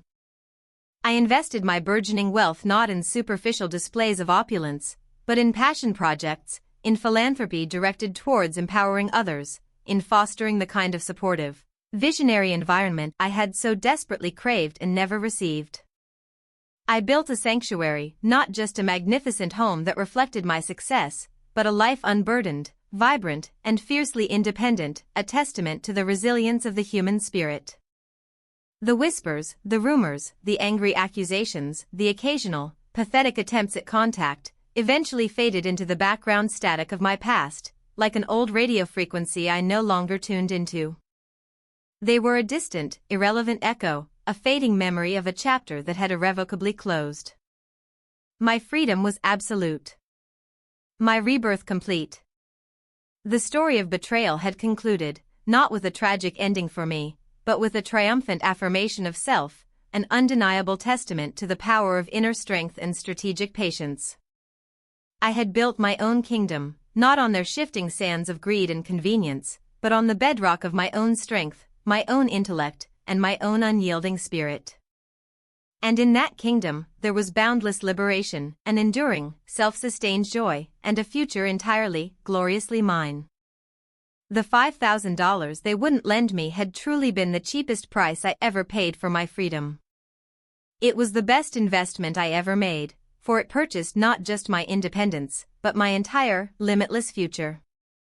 As she settled onto my worn couch, the late afternoon sun casting long shadows across the room, I felt a different kind of warmth emanating from her than the fading light. It was the warmth of genuine care, a stark contrast to the chill I had experienced from others. My apartment, humble as it was, felt like a sanctuary in that moment, a quiet space where truth could be spoken without the distorting echoes of others' self-interest. Martha, with her mismatched buttons and kind eyes, was the only one who had truly seen me, truly felt for me. I made her a simple, comforting meal, a pasta dish with fresh vegetables, something I knew she enjoyed. As we ate, I found myself studying her, observing the lines etched around her eyes, the slight tremor in her hand as she lifted her fork. My research into her finances had been a profound shock, a revelation that had rearranged my understanding of generosity and scarcity. She, who struggled to meet her own needs due to unforeseen medical costs, had given me almost everything without a second thought. This wasn't just a loan, it was a sacrifice, a sacred trust. After dinner, as she sipped her tea, I felt a shift within me. The experiment, born of a desperate need to understand but executed with calculated precision, had yielded its bitter fruit. I had tested the bonds of kinship, not just for financial relief, but for a deeper, more profound truth about who my family truly was. And in Martha, I had found an unexpected and invaluable anchor. It was time to confess, not out of guilt, but out of respect and a nascent sense of collaboration. "Martha," I began, my voice soft but steady, "thank you for everything. The money, the offer of your couch, the connections you offered, but most of all, for your kindness." I met her gaze, seeing confusion begin to cloud her features. "There's something you need to know." I laid out my strategy, carefully, meticulously. I spoke of the job loss, not as a catastrophic event, but as a carefully orchestrated pivot. My company, I explained, was indeed unstable. But not in the way Aunt Heather imagined, or certainly not in a way that truly threatened my future. I saw the writing on the wall months ago. The project I was spearheading, the one that showed immense promise, was being stifled by corporate bureaucracy and infighting. I had a choice: watch it die slowly, or liberate it. Her eyes widened slightly, a silent invitation to continue. I spent months quietly cultivating relationships, mapping out the intellectual property, preparing a contingency plan. The job loss was not an unexpected setback for me, it was, in fact, a carefully chosen moment for a strategic retreat. It afforded me the perfect cover, the ideal pretense to disappear from public view, to shed the expectations of my old life, and to truly focus. It was a test, Martha, not just of my resilience, but of everyone around me. I explained how I had deliberately sought their help, not because I genuinely needed their specific amounts, but because I needed to observe their reactions, to quantify their empathy, to chart the contours of their self-interest. Each curt dismissal, each hollow promise, each judgment, was a data point.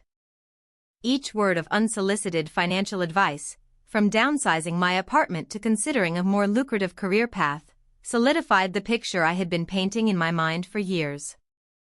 Aunt Heather's pronouncements about my company's instability, my mother's swift dismissal of my plight, Warren's stark declaration of non-responsibility, Ryan's cowardly ghosting, these were not merely painful rejections, they were predictable outcomes, confirming deeply ingrained patterns of behavior that I now understood with razor-sharp clarity.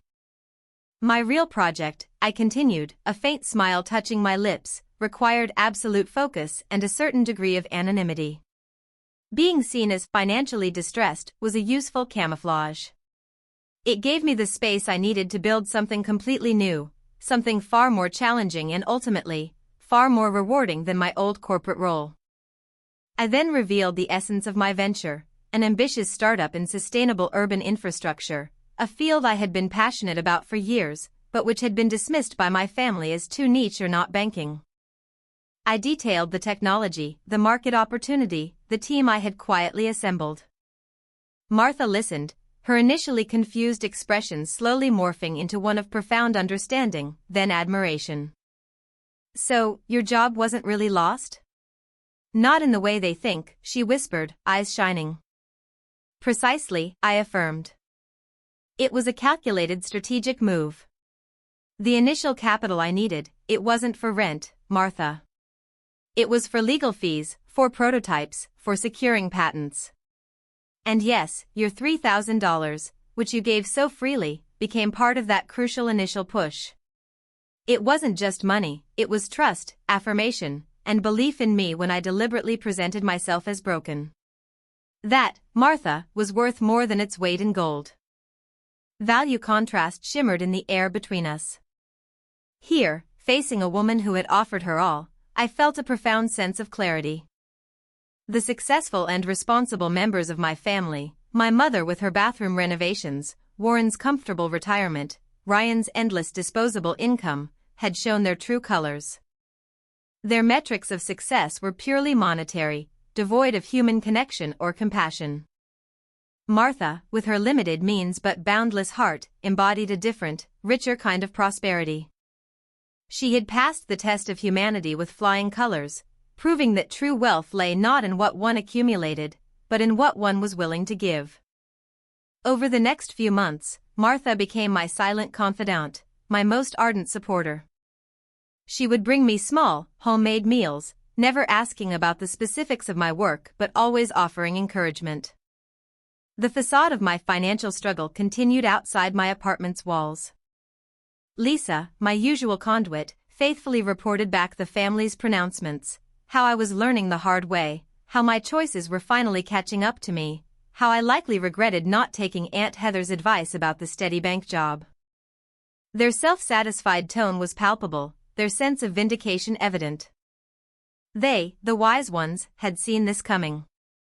They had done the right thing by withholding help, reinforcing their own distorted sense of value contrast, that their material comfort somehow equated to moral superiority. But in the quiet solitude of my apartment, empowered by Martha's unwavering belief and my own burgeoning momentum, I was experiencing a profound liberation and rebirth. Each line of code written, each design perfected, each investor pitch polished, felt like a brick being added to a new foundation, not just for a business, but for an entirely new self. I was shedding the old skin of expectation, of seeking approval from those who would never truly see me. My worth was no longer tied to their limited perceptions, nor to the transactional nature of their affections. The freedom to build something truly meaningful, unconstrained by their skepticism or their demands, was intoxicating. I remembered Martha's words, "Life is too short to work somewhere that does not appreciate you." I was not just building a company, I was building a life that appreciated me, my values, my vision. The power of foresight was my greatest asset. I had anticipated not only their refusal to help but also their subsequent narrative control. By allowing them to believe I was spiraling, I had ensured their complacency, their complete inability to foresee the tsunami I was quietly building. I had seen the outcome of their small-mindedness years before it fully manifested, and now, it was time to orchestrate the final act. The moment of truth arrived with the launch of my company's groundbreaking product. It wasn't a quiet rollout, it was a seismic event in the industry. The media went wild. My company, Viridian Solutions, became an overnight sensation, not just for its innovative technology but for its profound impact on sustainable urban living. We were featured on major news outlets, in prominent tech magazines. The valuation skyrocketed. Then came the calls. My phone, once silent, now rang incessantly with numbers I recognized, though I had long since archived them. My mother's voice, now honeyed, left a message. "Cassie, darling, your father and I just saw the news. We are so incredibly proud of you. I always knew you had it in you. We'd love to celebrate, perhaps dinner next week?" Warren, surprisingly, called too. "Cassandra, fantastic news. Your mother's kept me updated, of course. Always knew you had grit." Aunt Heather's message was a masterpiece of revisionist history. "Cassandra, I always said you had a good head on your shoulders, even if that company of yours seemed unstable. See? I told your father you just needed to find your footing." Ryan's text was perhaps the most brazen, a pitiful attempt to bridge the chasm he had created. "Hey cuz. Heard about Viridian, that's wild. We should totally catch up soon, maybe lunch? My treat this time." The irony was so stark, so utterly transparent, it was almost comical. I let the calls and messages pile up, a monument to their suddenly revised affections. My heart, once bruised by their rejections, now felt nothing but a cool, resolute detachment. There was no anger, no need for vengeance. The experiment had concluded, the data collected, and the new life was already blooming, vibrantly, independently. The poetic justice came not in a dramatic confrontation, but in a quiet, undeniable shift of power.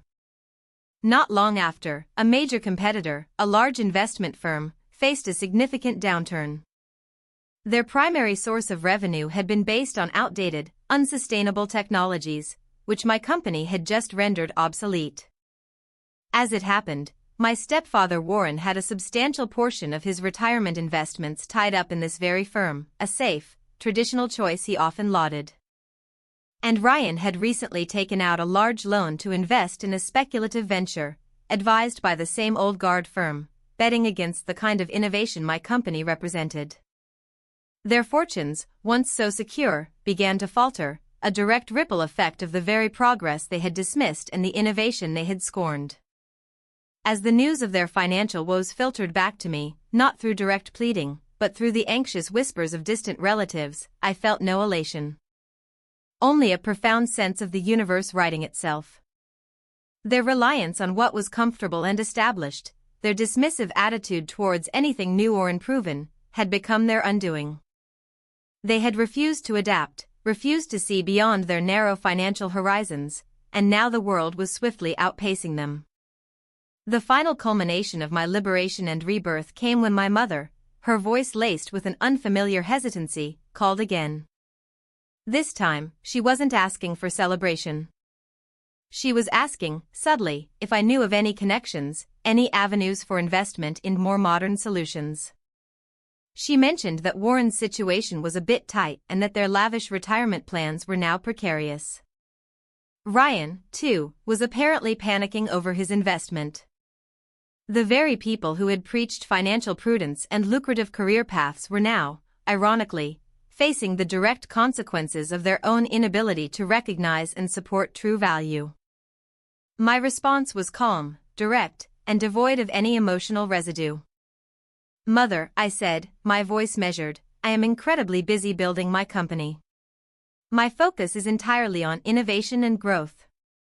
I've learned that true success comes from identifying and nurturing genuine value, even when it's unconventional." I paused, letting the unspoken implication hang in the air. "I wish you both the best in navigating these challenging times. Perhaps this is an opportunity for you to learn better financial management skills."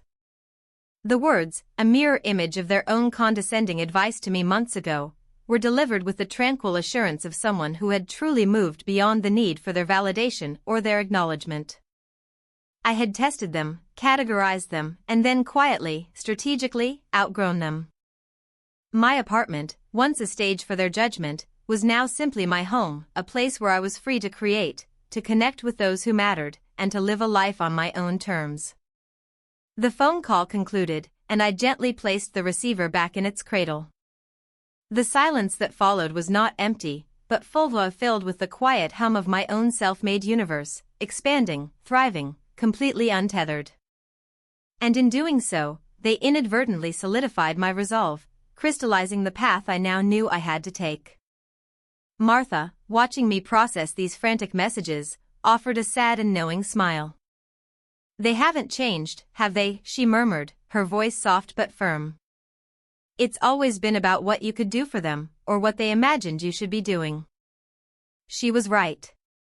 The illusion, thin as it was, had completely shattered. The test had yielded its incontrovertible data, and the findings were stark.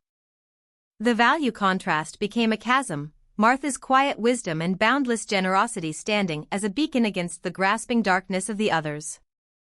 The next morning, an email arrived from my mother, a formal invitation couched in feigned concern, "A family gathering at their house next Saturday, to discuss your situation, Cassie, and see how we can all move forward as a family." The wording was precisely what I had anticipated. It wasn't an offer of help, but a summons to judgment, an expectation that I would lay bare my supposed destitution and allow them to pick through the bones. I smiled. This was it. The final act of my prolonged test of humanity, and a perfect stage for the unfolding of poetic justice. They believed they were preparing for an intervention. I knew I was preparing for an unveiling. In the days leading up to the gathering, the phone calls and texts only intensified. Jason, my perpetually entrepreneurial cousin, called to offer a surefire investment opportunity he'd just heard about, hinting that I might need to diversify what little I have left. His tone was laced with condescension, the assumption of my impending ruin a transparent invitation for him to swoop in and save me, presumably to his own benefit. Lisa, with her carefully curated online persona of philanthropic grace, messaged to say she was so sorry to hear about your troubles and suggesting I could volunteer at her charity events to gain perspective. The offer was less about help and more about leveraging my misery for her social media optics. Charlotte, ever the pragmatist, directly asked if I had considered selling my apartment. It's a buyer's market, Cassie, and frankly, you're not using your capital efficiently. We could help you find something smaller, perhaps even a nice room in a shared living situation. The casual cruelty of their observations, the effortless assumption of my future, fueled a cold, quiet determination within me. They were not seeing me, they were seeing a financial problem to be managed, a resource to be redirected, or a cautionary tale to be wielded. My financial advisors, a discreet and highly competent team, had already secured my assets, established impenetrable trusts, and advised on the delicate legal nuances of my coming interactions. My power of foresight wasn't just about predicting their behavior, it was about meticulously fortifying my position against it. I had learned early on that true power lay not in confrontation, but in preparation, in creating a labyrinth of defenses so complex that my adversaries, in their predictable greed, would inevitably become entangled in their own making. I walked into that gathering feeling an unfamiliar lightness. The weight of their expectations, the silent burden of always trying to earn their approval, had vanished. This wasn't about them anymore, it was about me reclaiming my narrative, my future, my very self. The air in my parents' living room was thick with a cloying sweetness of artificial concern. My mother, dressed in a muted navy suit, looked like a judge presiding over a tribunal. My father, stiff and severe, offered a curt nod that bordered on disapproval. Jason, Lisa, Charlotte, and a few other extended family members sat around the polished mahogany table, their faces a mixture of sympathetic masks and barely concealed curiosity. The staged concern was nauseating, and the unspoken agenda hummed like an overtuned violin string. Cassie, my mother began, her voice dripping with the practiced balm of parental authority, we're all very worried about you. Your father and I have heard some disturbing things. Yes, my father interjected without waiting. Asking everyone for money, it's not a good look. We raised you better than this. Jason leaned forward, his face a caricature of solemnity. Look, Cassie, I know things are tough. My new venture, it's booming, truly. If you're really desperate, perhaps I could offer you an internship. It wouldn't pay much, but it would give you some experience.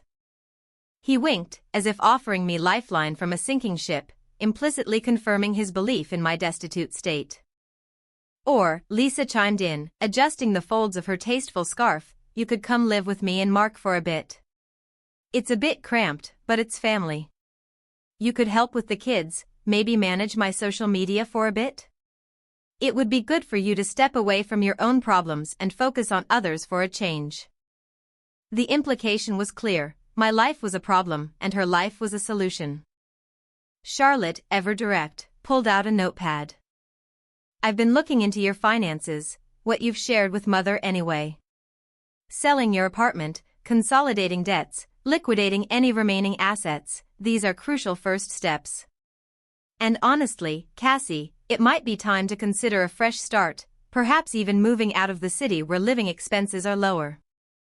She sounded less like a relative and more like a corporate liquidator, meticulously itemizing my perceived failures. I listened to each of them, my gaze steady, unblinking. I allowed their words, heavy with judgment and veiled self-interest, to wash over me. The quiet power of my knowledge was a shield, rendering their attacks impotent. They continued to speak, each adding a layer to the narrative of my supposed downfall, each subtly positioning themselves to benefit from my perceived weakness. It was a grotesque symphony of self-serving advice, a chilling demonstration of how quickly their compassion evaporated when their own comfort was not directly threatened, or, worse, when an opportunity for personal gain presented itself. Then, there was a lull. They looked at me, expectant. They had laid out their solutions, their concerns. Now, they awaited my confession, my lament, my surrender. I appreciate your concern, I began, my voice clear and calm, cutting through the charged silence. And I have, indeed, been evaluating my life choices, my relationships, and my future with great care these past few weeks. I paused, letting my words hang in the air, allowing their interpretations to run wild. The truth is, I haven't been entirely honest with you all. A ripple of unease passed through the room. My mother stiffened. My father frowned. Jason leaned back, suddenly less confident. Lisa's poised smile faltered. My job is secure. The company is thriving. And my finances, I met each of their eyes, one by one, allowing my gaze to linger on those who had offered the most sanctimonious advice, are more than fine. In fact, they are extraordinary. The air shifted, palpable. Their expressions contorted from judgment to confusion, then to a dawning, panicked realization. What do you mean, Cassie? My mother asked, her voice tight, suddenly devoid of its earlier warmth. I mean, I didn't lose my job. I didn't ask anyone for handouts because I was in trouble. I asked because I wanted to see who would genuinely help me without the expectation of something in return. Who would show compassion when they thought I had nothing to offer? I fixed my gaze on my father. You, father, lectured me about irresponsible behavior. Jason, you offered me an internship in a booming venture but only if I was desperate. Lisa, you offered a room with conditions, an opportunity to gain perspective at your charity. Charlotte, you advised me to sell my apartment and liquidate my assets, seeing me only as a sum of my assumed failures. Their faces were a tableau of shock and burgeoning indignation. The mask of concern had slipped, revealing raw greed and self-preservation. This was the escalating strategic conflict I had planned for. They had walked right into the trap of their own making. I conducted a test, I stated, allowing a flicker of something cold and resolute to enter my voice. A test of humanity. And the results, I looked around the room, were definitive. I paused for dramatic effect, letting the full weight of my words press down on them. A few weeks ago, I won the lottery. $47 million. The silence that followed was deafening, broken only by a stifled gasp from someone in the corner. Their stunned faces were a morbid curiosity to me. Their eyes, once filled with judgment, now swam with avarice, their mouths agape, calculating. My mother recovered first, a tremor in her voice, but a predatory gleam in her eyes. Cassie. Why didn't you tell us? We're family. We would have been so happy for you. The sudden, syrupy sweetness was sickening. My father, usually so stoic, shifted uncomfortably, a flush rising on his neck. Would you? I questioned mildly. When you thought I had nothing, you offered judgment, thinly veiled control, and self-serving opportunities. Only Martha, my aunt, offered genuine, unconditional compassion and help, asking for nothing in return. She was the only one I told before today. Jason stammered, but, Cassie, we just wanted to help you manage it. You know, a big sum like that, it's easy to lose it without proper guidance. My business venture, we could really scale it with a proper infusion. He was already mentally spending my money. Lisa, ever the performer, managed to conjure tears. Cassie, how could you think we wouldn't be there for you? We are family. This is a blessing, and we should share it, celebrate it together. The word share hung in the air, tainted by its context. Indeed, I said, a faint, mirthless smile touching my lips. And that brings me to the point of this gathering. You came here today to help me. Now, I will help you. By showing you the true cost of your actions. This was the start of the poetic justice. I had no intention of punishing them directly with the money, but rather allowing their own intrinsic greed and past actions to be their undoing. My lottery winnings are secured in trusts that are entirely beyond your reach, I explained, anticipating their questions. And my legal team has taken every precaution. Any attempts to contest, to claim entitlement, or to interfere will be met with immediate legal action. Consider this my final act of transparency with you. I watched as their faces fell, the immediate dream of easy money evaporating. What came next was even more satisfying, a direct result of their own character. My father, reliant on what he considered proper family decorum, had already made discreet inquiries about investing in Jason's booming venture with some of his own strained retirement funds, believing Jason's exaggerated claims, bolstered by the prospect of Cassie's new wealth. He now had to face the reality of Jason's consistent irresponsibility. Lisa, who had built her entire social media brand on a fabricated persona of wealth and philanthropy, had recently leveraged a significant loan using my mother's name to expand her charity venture, hoping to use my newfound wealth to pay it back and boost her public image. Now, without my money, her carefully constructed edifice of lies would crumble under the weight of her own financial precariousness, leading to public exposure she could not control, a direct result of her own deceptive choices. Charlotte, in her eager attempt to manage my affairs, had revealed to my parents her own questionable past investment decisions, hoping to gain their trust. This exposure would now cause a rift that would complicate her already strained relationship with them. My family's individual struggles were about to be magnified, not by any direct action of mine, but by the absence of the solution they had so readily assumed my money would be. Their desperate search for a get-rich-quick scheme to solve their own problems had now led them into deeper holes. I rose from my seat, a profound sense of lightness washing over me. The suffocating weight of their expectations, their judgments, their ceaseless demands for a version of me that suited their narratives, it all evaporated. The room, once a theatrical set for my supposed downfall, now felt hollow, small, and utterly irrelevant. "Consider this my departure from your expectations," I stated, my voice devoid of anger, only a quiet, absolute finality. "I am building a new life, based on genuine connections and true worth. Not on manufactured crises or conditional affections." The look on their faces, a chilling blend of bewilderment, outrage, and dawning realization of their monumental miscalculation, was the final, exquisite detail of that tableau. They had tried to paint me as a burden, as irresponsible, as a problem to be managed. Instead, I had become unmanageable, unbound, and utterly, irrevocably free. Leaving their house, the evening air felt crisp and clean, carrying the scent of blooming jasmine. As I drove away, I looked back at the house, a monument to a past I was finally shedding.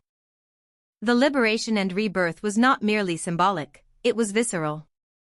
I was no longer the niece trying to earn validation, the daughter seeking approval, the cousin striving for acceptance. I was simply I, autonomous and whole. My new life was already taking shape.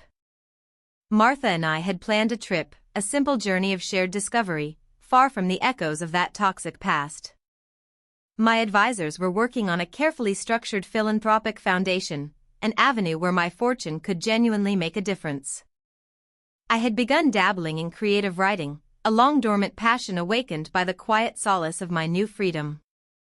The world, once a tightly framed portrait of duty and obligation, had expanded into a vibrant, boundless canvas. I understood, with an absolute clarity that resonated deep within my soul, that wealth truly serves as a magnifying glass. It did not change who they were, it merely revealed them, in all their stark, unvarnished truth. And in that same reflection, it had shown me who I was, and who I was truly meant to be, a chronicler of human nature, a strategist of my own destiny, and finally, completely, irrevocably, reborn. I had stood before them, a sentinel at the crossroads of my own history, and though their excuses were predictable, their collective inability to genuinely acknowledge their failings, to even glimpse the fundamental imbalance of our relationships, was a revelation in itself. As they dispersed, leaving behind the stale scent of obligation and unexamined conscience, a peculiar calm settled over my small apartment. It was not the calm of victory, for there was no true winner in such a contest of human decency. Rather, it was the calm of finality, of realizing that the path I had envisioned, one where direct confrontation might lead to understanding, was a blind alley. The closure I felt was not an end to the story, but a decisive turning of the page. My liberation could not truly begin until the threads of their influence were not merely cut, but definitively severed in a manner that precluded any future reattachment.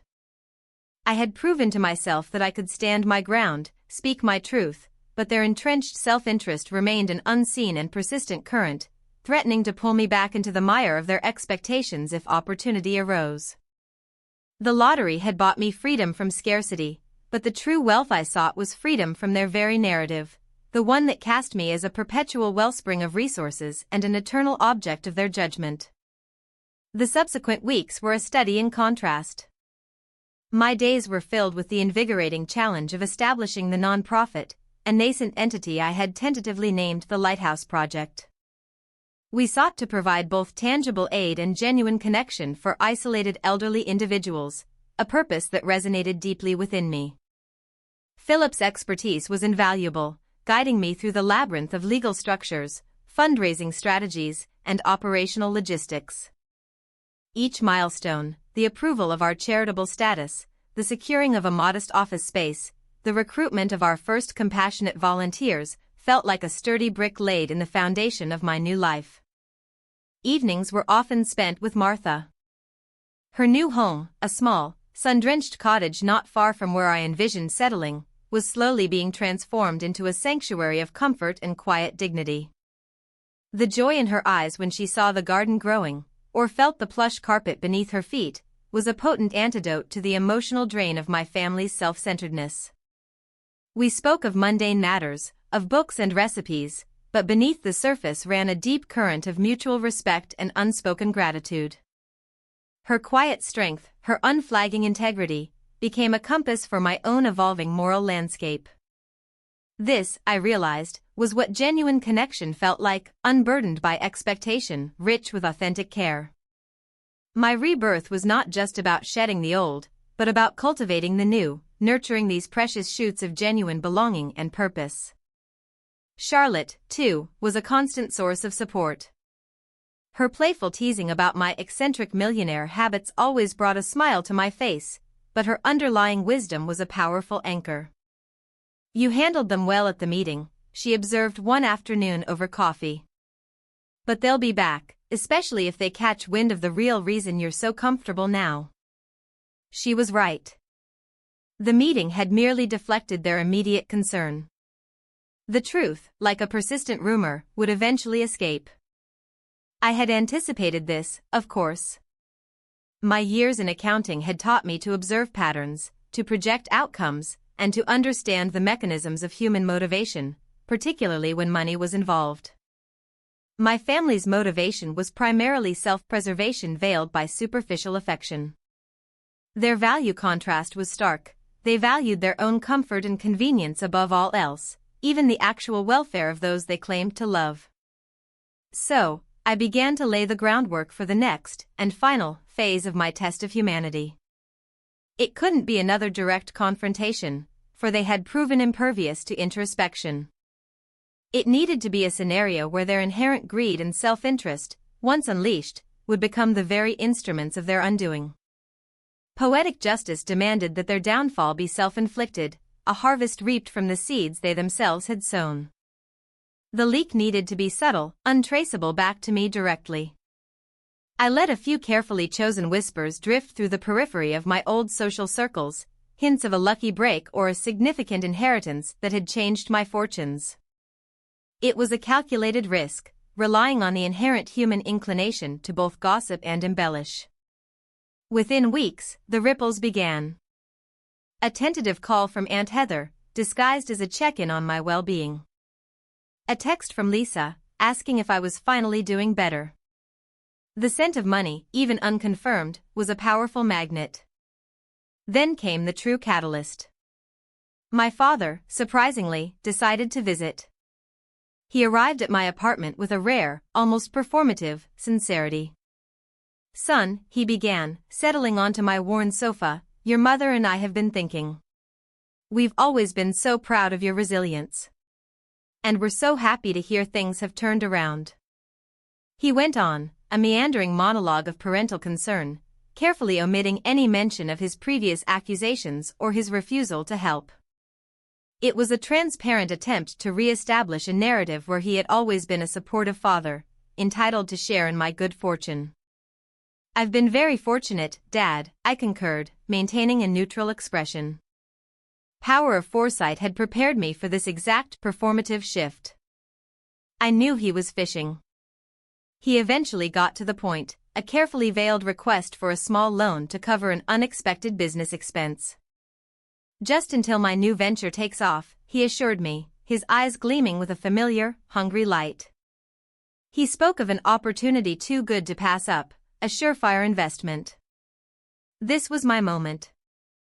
Interestingly, I mused, leaning forward slightly, I've also been approached with an investment opportunity. It's in the renewable energy sector, quite speculative, but the returns could be astronomical. So exclusive, in fact, that it requires significant capital just to get in. Too much for me to deploy alone, given my new charitable commitments. I adopted a thoughtful, almost hesitant tone. It's the kind of thing that could redefine generational wealth, but it's not for the faint of heart. Highly confidential, of course. His eyes widened perceptibly. I watched his mind begin to churn, his own urgent need for funds instantly eclipsed by the prospect of boundless riches. Renewable energy, you say, he breathed, already calculating. Tell me more. I have some contacts, people who might be interested in co-investing with you. The trap was sprung. Over the next few days, I crafted an elaborate fiction.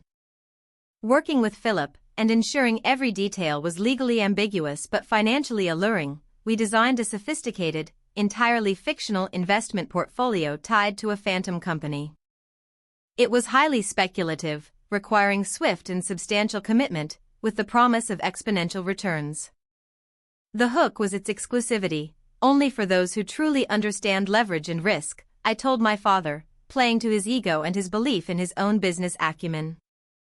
I set up a separate, temporary shell company where any investments would be passively held, completely secure, but untouchable by its investors for a fixed, substantial period. News of this opportunity spread like wildfire through the family. My father, convinced he was bringing them into a sure thing, became my unwitting emissary. Jason, suddenly eager to reconnect, called me to confess invented past hardships and express his pride in my resilience, then subtly probed about any good ventures you might be exploring. Lisa and Paul, usually aloof, invited me to dinner, their questions circling ever closer to my newfound wealth and how I might be managing it. Even Aunt Heather, ever the Puritan, expressed a sudden interest in ethical investments and the importance of family prosperity. Their greed, once a subterranean current, now surged to the surface, distorting their faces, their voices, their entire demeanor. They saw only the potential for vast riches, blinding them to the inherent risk, or perhaps, more tellingly, to the uncharacteristic nature of such an offer from me. Each conversation was a further performance of their self-interest. They pitched their own financial woes, not as reasons for requiring help, but as justifications for deserving a share of my good fortune. They argued over who was closer to me, who had supported me more in the past, their selective memories morphing into fantastical tales of unwavering loyalty. This was the true escalation of the strategic conflict. I no longer had to defend myself. They were doing the work for me, exposing the depths of their covetousness. My silence, my calm, almost detached answers, only fueled their desperation. It needs to be swift, I emphasized to anyone who asked. The window is closing. And the entry point is significant. You need to be prepared to commit fully. The test of humanity reached its zenith. Driven by the illusion of boundless wealth, they began to make drastic decisions. My mother and Warren took out a second mortgage on their house, rationalizing it as investing in our son's future. My father and Stephanie leveraged every liquid asset they had, convinced they were on the verge of a financial breakthrough. Lisa and Paul sold a piece of land they had inherited, believing they were upgrading to a far more lucrative future. Jason, ever the gambler, borrowed heavily from unscrupulous sources, convinced he was about to outsmart them all. Aunt Heather, against her usual caution, put a substantial portion of her retirement savings into the scheme, swayed by the promise of generational wealth. They did not consult me for advice, only for confirmation. Their questions were about logistics, not due diligence. They didn't ask about the underlying technology or the projected market analysis. They asked how much they could put in, and how quickly they would see their returns. Their due diligence was non-existent, replaced by a fervent belief in my luck and their own right to partake in it. The money flowed into the Shell account, a significant sum, gathered through their desperate and ill-advised financial maneuvers. For 6 months, I let the fiction simmer.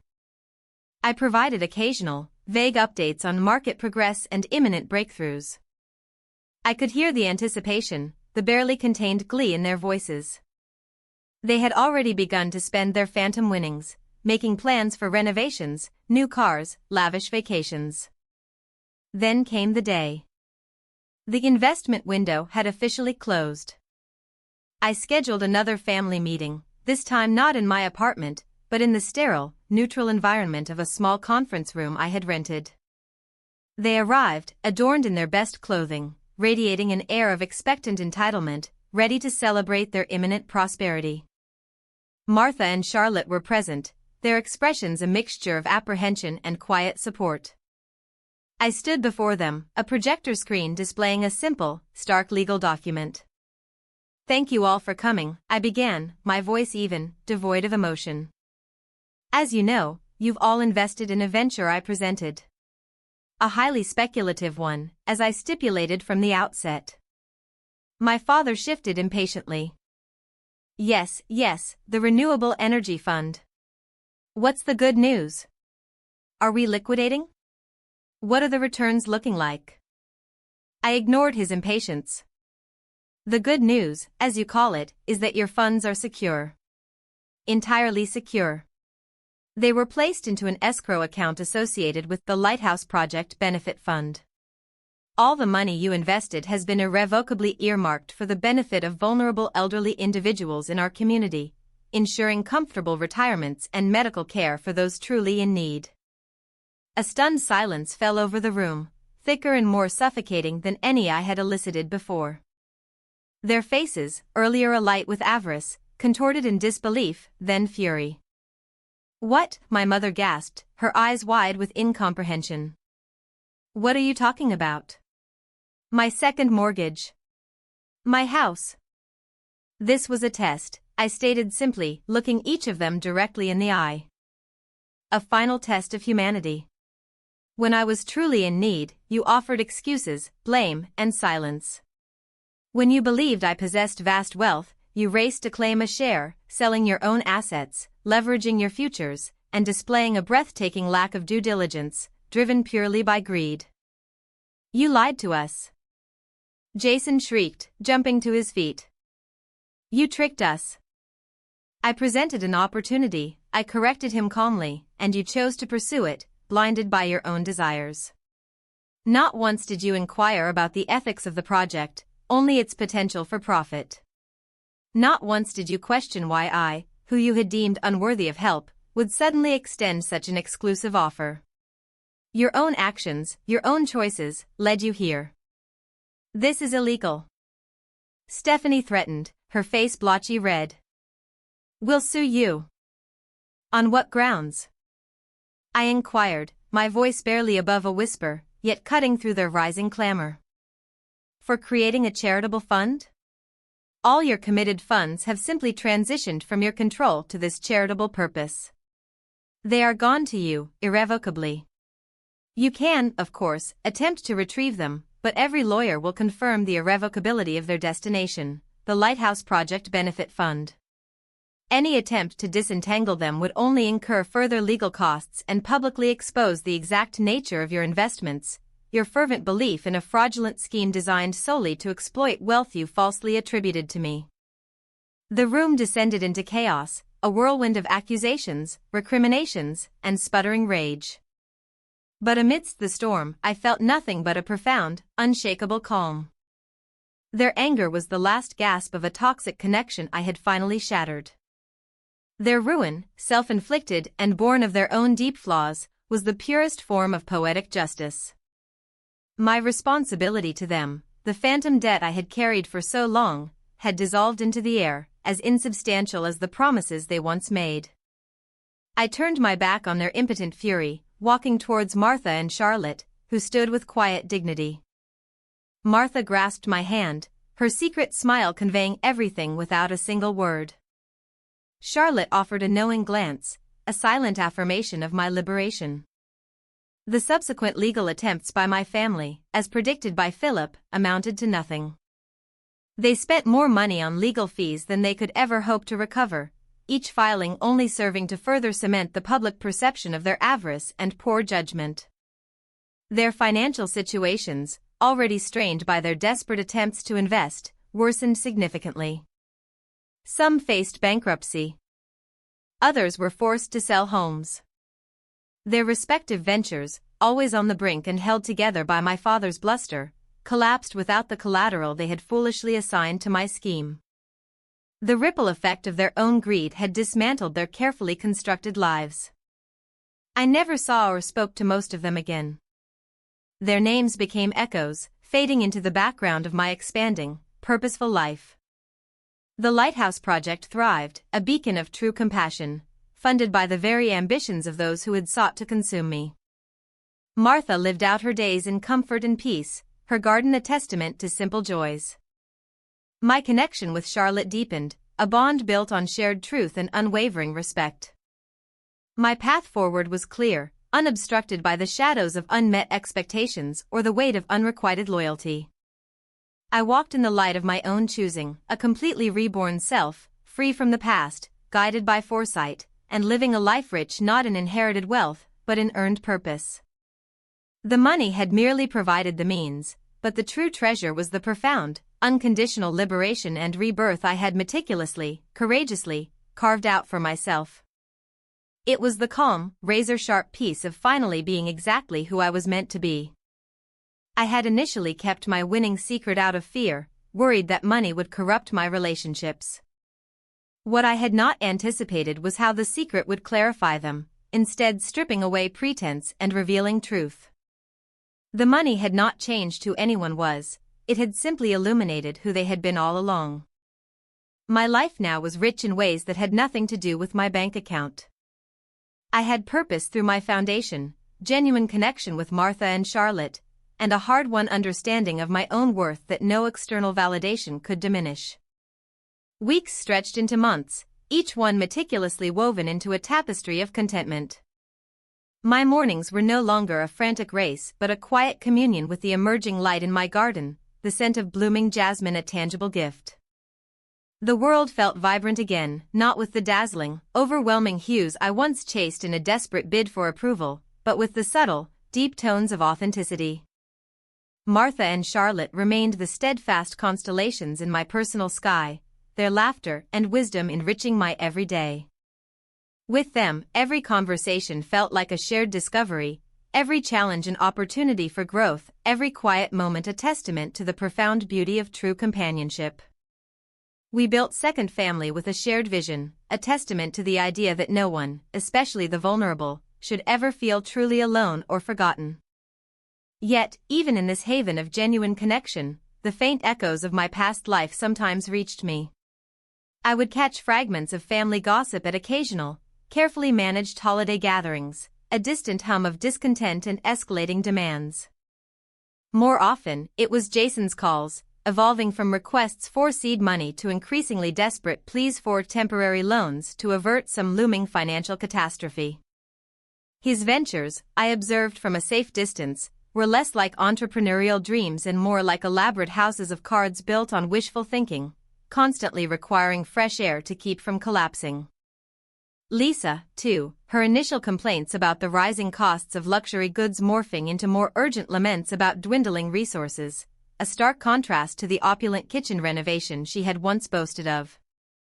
Her investments, I later learned through casual mentions by other relatives, had been as ill-advised as they were ambitious, predicated on the kind of short-sighted optimism that always ends in ruin. I listened. I observed. And I understood. My foresight, sharpened by years of quiet anticipation and the painful lessons of the past, told me their self-inflicted storm was gathering force, a hurricane brewing in the fertile ground of their own entitlement and greed. I did not intervene. This was not a failure of empathy, but an act of profound self-preservation and, paradoxically, a final, necessary kindness. I denied them the comfort of my intervention so they might finally experience the unvarnished consequences of their choices. To save them now would only be to condemn them to repeat their patterns, forever dependent, forever blind to the true cost of their self-serving existence. The inevitable arrived with a desperate, frantic call from my mother, her voice thin with panic, unusual for her carefully curated composure. Jason, she explained between choked sobs, had leveraged everything, his house, Lisa's savings, even a portion of my father's retirement account, into a highly speculative, high-return scheme he'd been assured was foolproof. The scheme, as I had indeed quietly observed through my own network, was nothing of the sort. It was a sophisticated pyramid operation, designed to collapse, leaving the latecomers utterly ruined. Jason had been given assurances, promises of quick wealth, playing directly into his deepest, most destructive desires. He had seen an opportunity, not to build something sustainable, but to get rich without effort, and in doing so, had dragged others, unknowingly, into his own financial abyss. Now, the scheme had imploded, and the bank was foreclosing on his home. Worse, legal proceedings had begun against him for misleading other, lesser family members into investing their own meager funds, drawing them into his personal vortex of failure.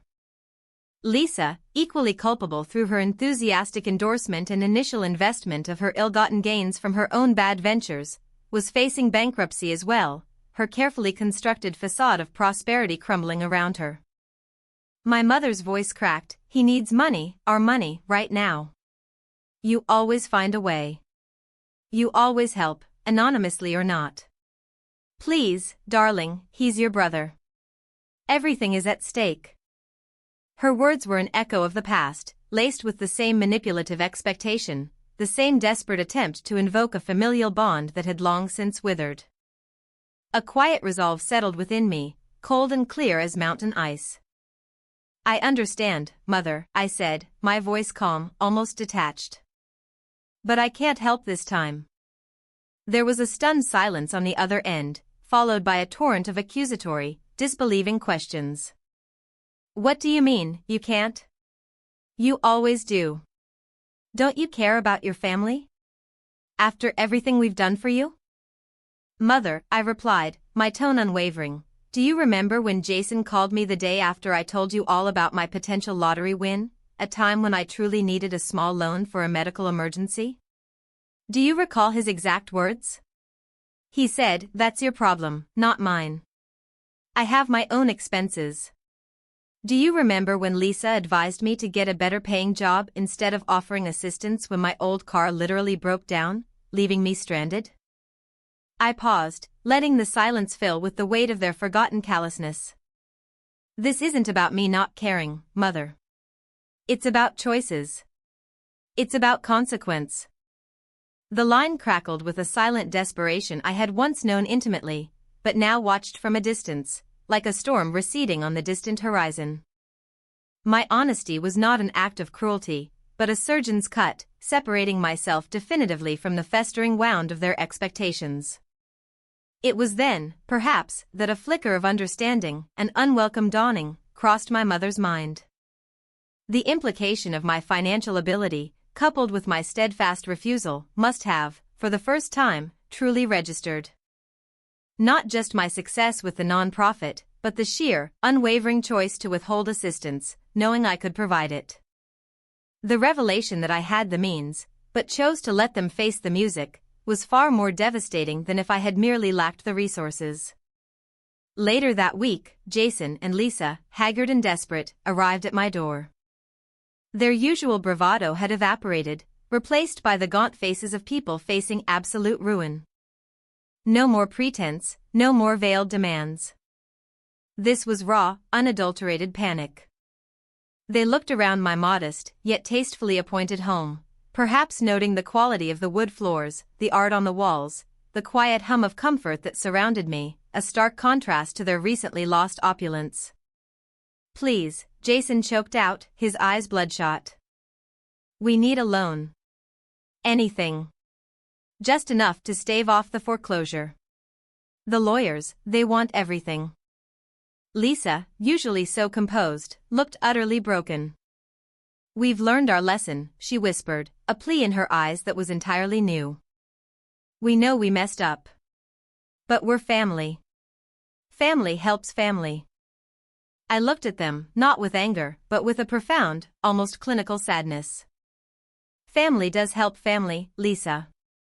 You are right.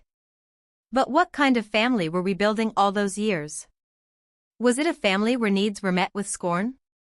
Where vulnerability was exploited? Where silence was the only answer to a genuine cry for help? My voice remained level, devoid of triumph, merely stating facts. You built a scaffold of debt and deception, Jason, and you, Lisa, helped tighten the ropes with your own avarice. I watched. I learned. And I made a promise to myself that I would never again be the bridge you walked across to avoid facing the consequences of your own choices. I paused, allowing the full weight of my refusal to settle between us, each word a stone in the foundation of my reclaimed life.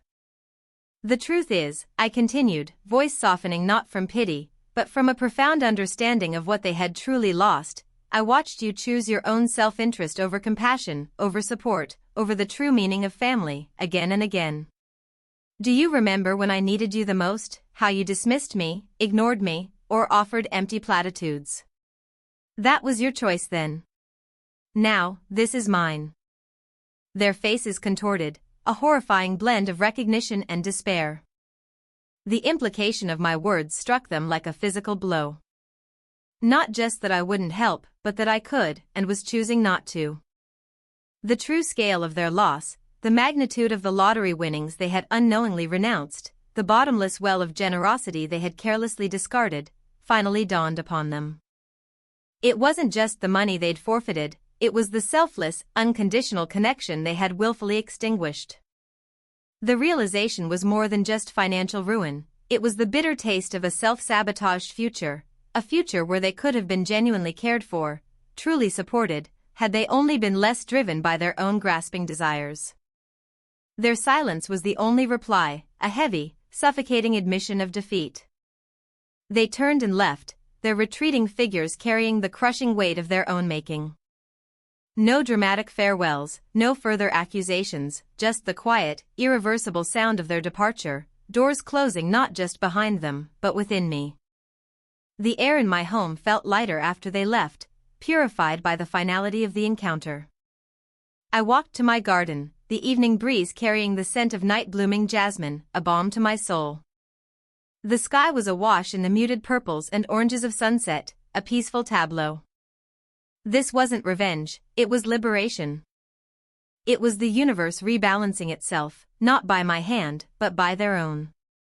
The poetic justice was not a punishment I inflicted, but a consequence they earned.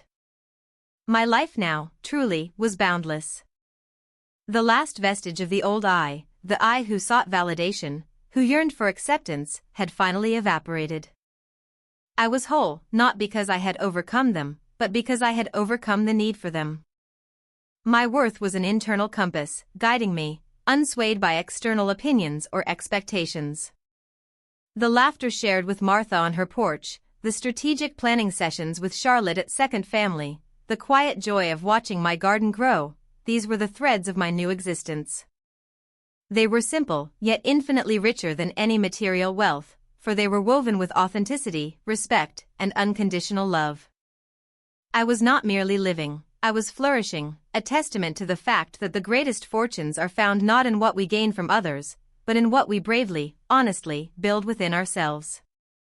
My future stretched before me, clear and vibrant, a landscape unencumbered by ghosts, brimming with the promise of a life truly, deeply, and unequivocally my own. I had found that clarity. The insight had settled within me, deep and unshakable, a foundation laid not by the shifting sands of external validation but by the bedrock of self-worth truly earned. It was a profound peace, but peace, I soon learned, was not synonymous with complacency. It was, rather, a vantage point, a quiet space from which one could observe the patterns of the world with an unclouded mind, particularly the patterns of those who chose to operate in shadow. The understanding that people reveal their true selves not when they have everything to gain, but when they believe they have nothing to lose, resonated through my being. It was a truth that, when seen clearly, illuminated the path ahead, not just for my own continued growth, but for the completion of a narrative that, in its own twisted way, required a final, definitive period. My life with Martha, and the expansion of the sanctuary projects, was a tapestry woven with threads of purpose and genuine connection. We had built a community that thrived on shared values, where worth was measured not by net assets but by net contribution to the collective good. This new existence was a living testament to the reclamation of my own narrative, a rebuttal to the sting of betrayal. Yet, even as my focus remained firmly on this flourishing present, a part of my mind, honed by necessity into a strategic instrument, kept a peripheral watch on the distant hum of the past. Not out of malice or a lingering desire for vengeance, those corrosive impulses had long since been purged, but out of a stark recognition of the test of humanity that still played out in the world, and the unyielding value contrast that forever separated me from those who had once sought to diminish me. My former associates, particularly Arthur and Bethany, were predictable in their avarice. Having failed to pry my unexpected fortune from my grasp, their desperation would only intensify, their methods growing more brazen. I foresaw their next move with the chilling certainty of the power of foresight. They would attempt to replicate my success, but without the ethical core, without the true insight. They would seek another vulnerable mark, another opportunity to exploit, believing that sheer cunning and a veneer of respectability were all that was required. This was not a premonition fueled by emotion, but a cold, logical extrapolation based on their immutable character. They craved the harvest without the toil, the glory without the integrity. And the world, sadly, presented ample opportunities for such predators.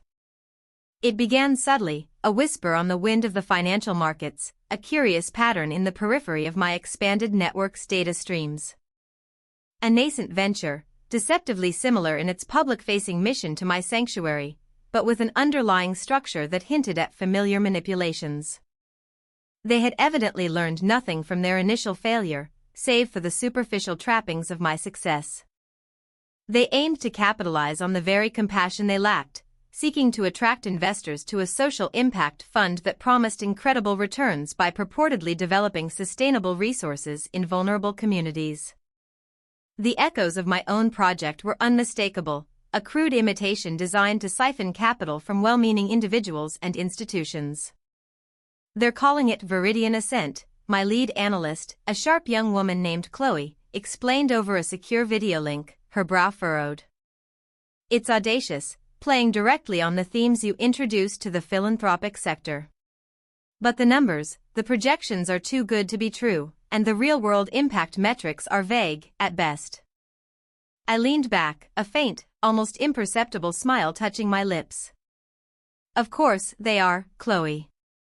Because the ascent isn't for the Viridian, the green, the sustainable. It's for their wallets. This was it. The strategic conflict was escalating, not through direct confrontation, but through the precise, intellectual maneuvers I had long prepared for. My advantage was not just wealth, but an understanding of human psychology born from painful experience, refined through detached observation.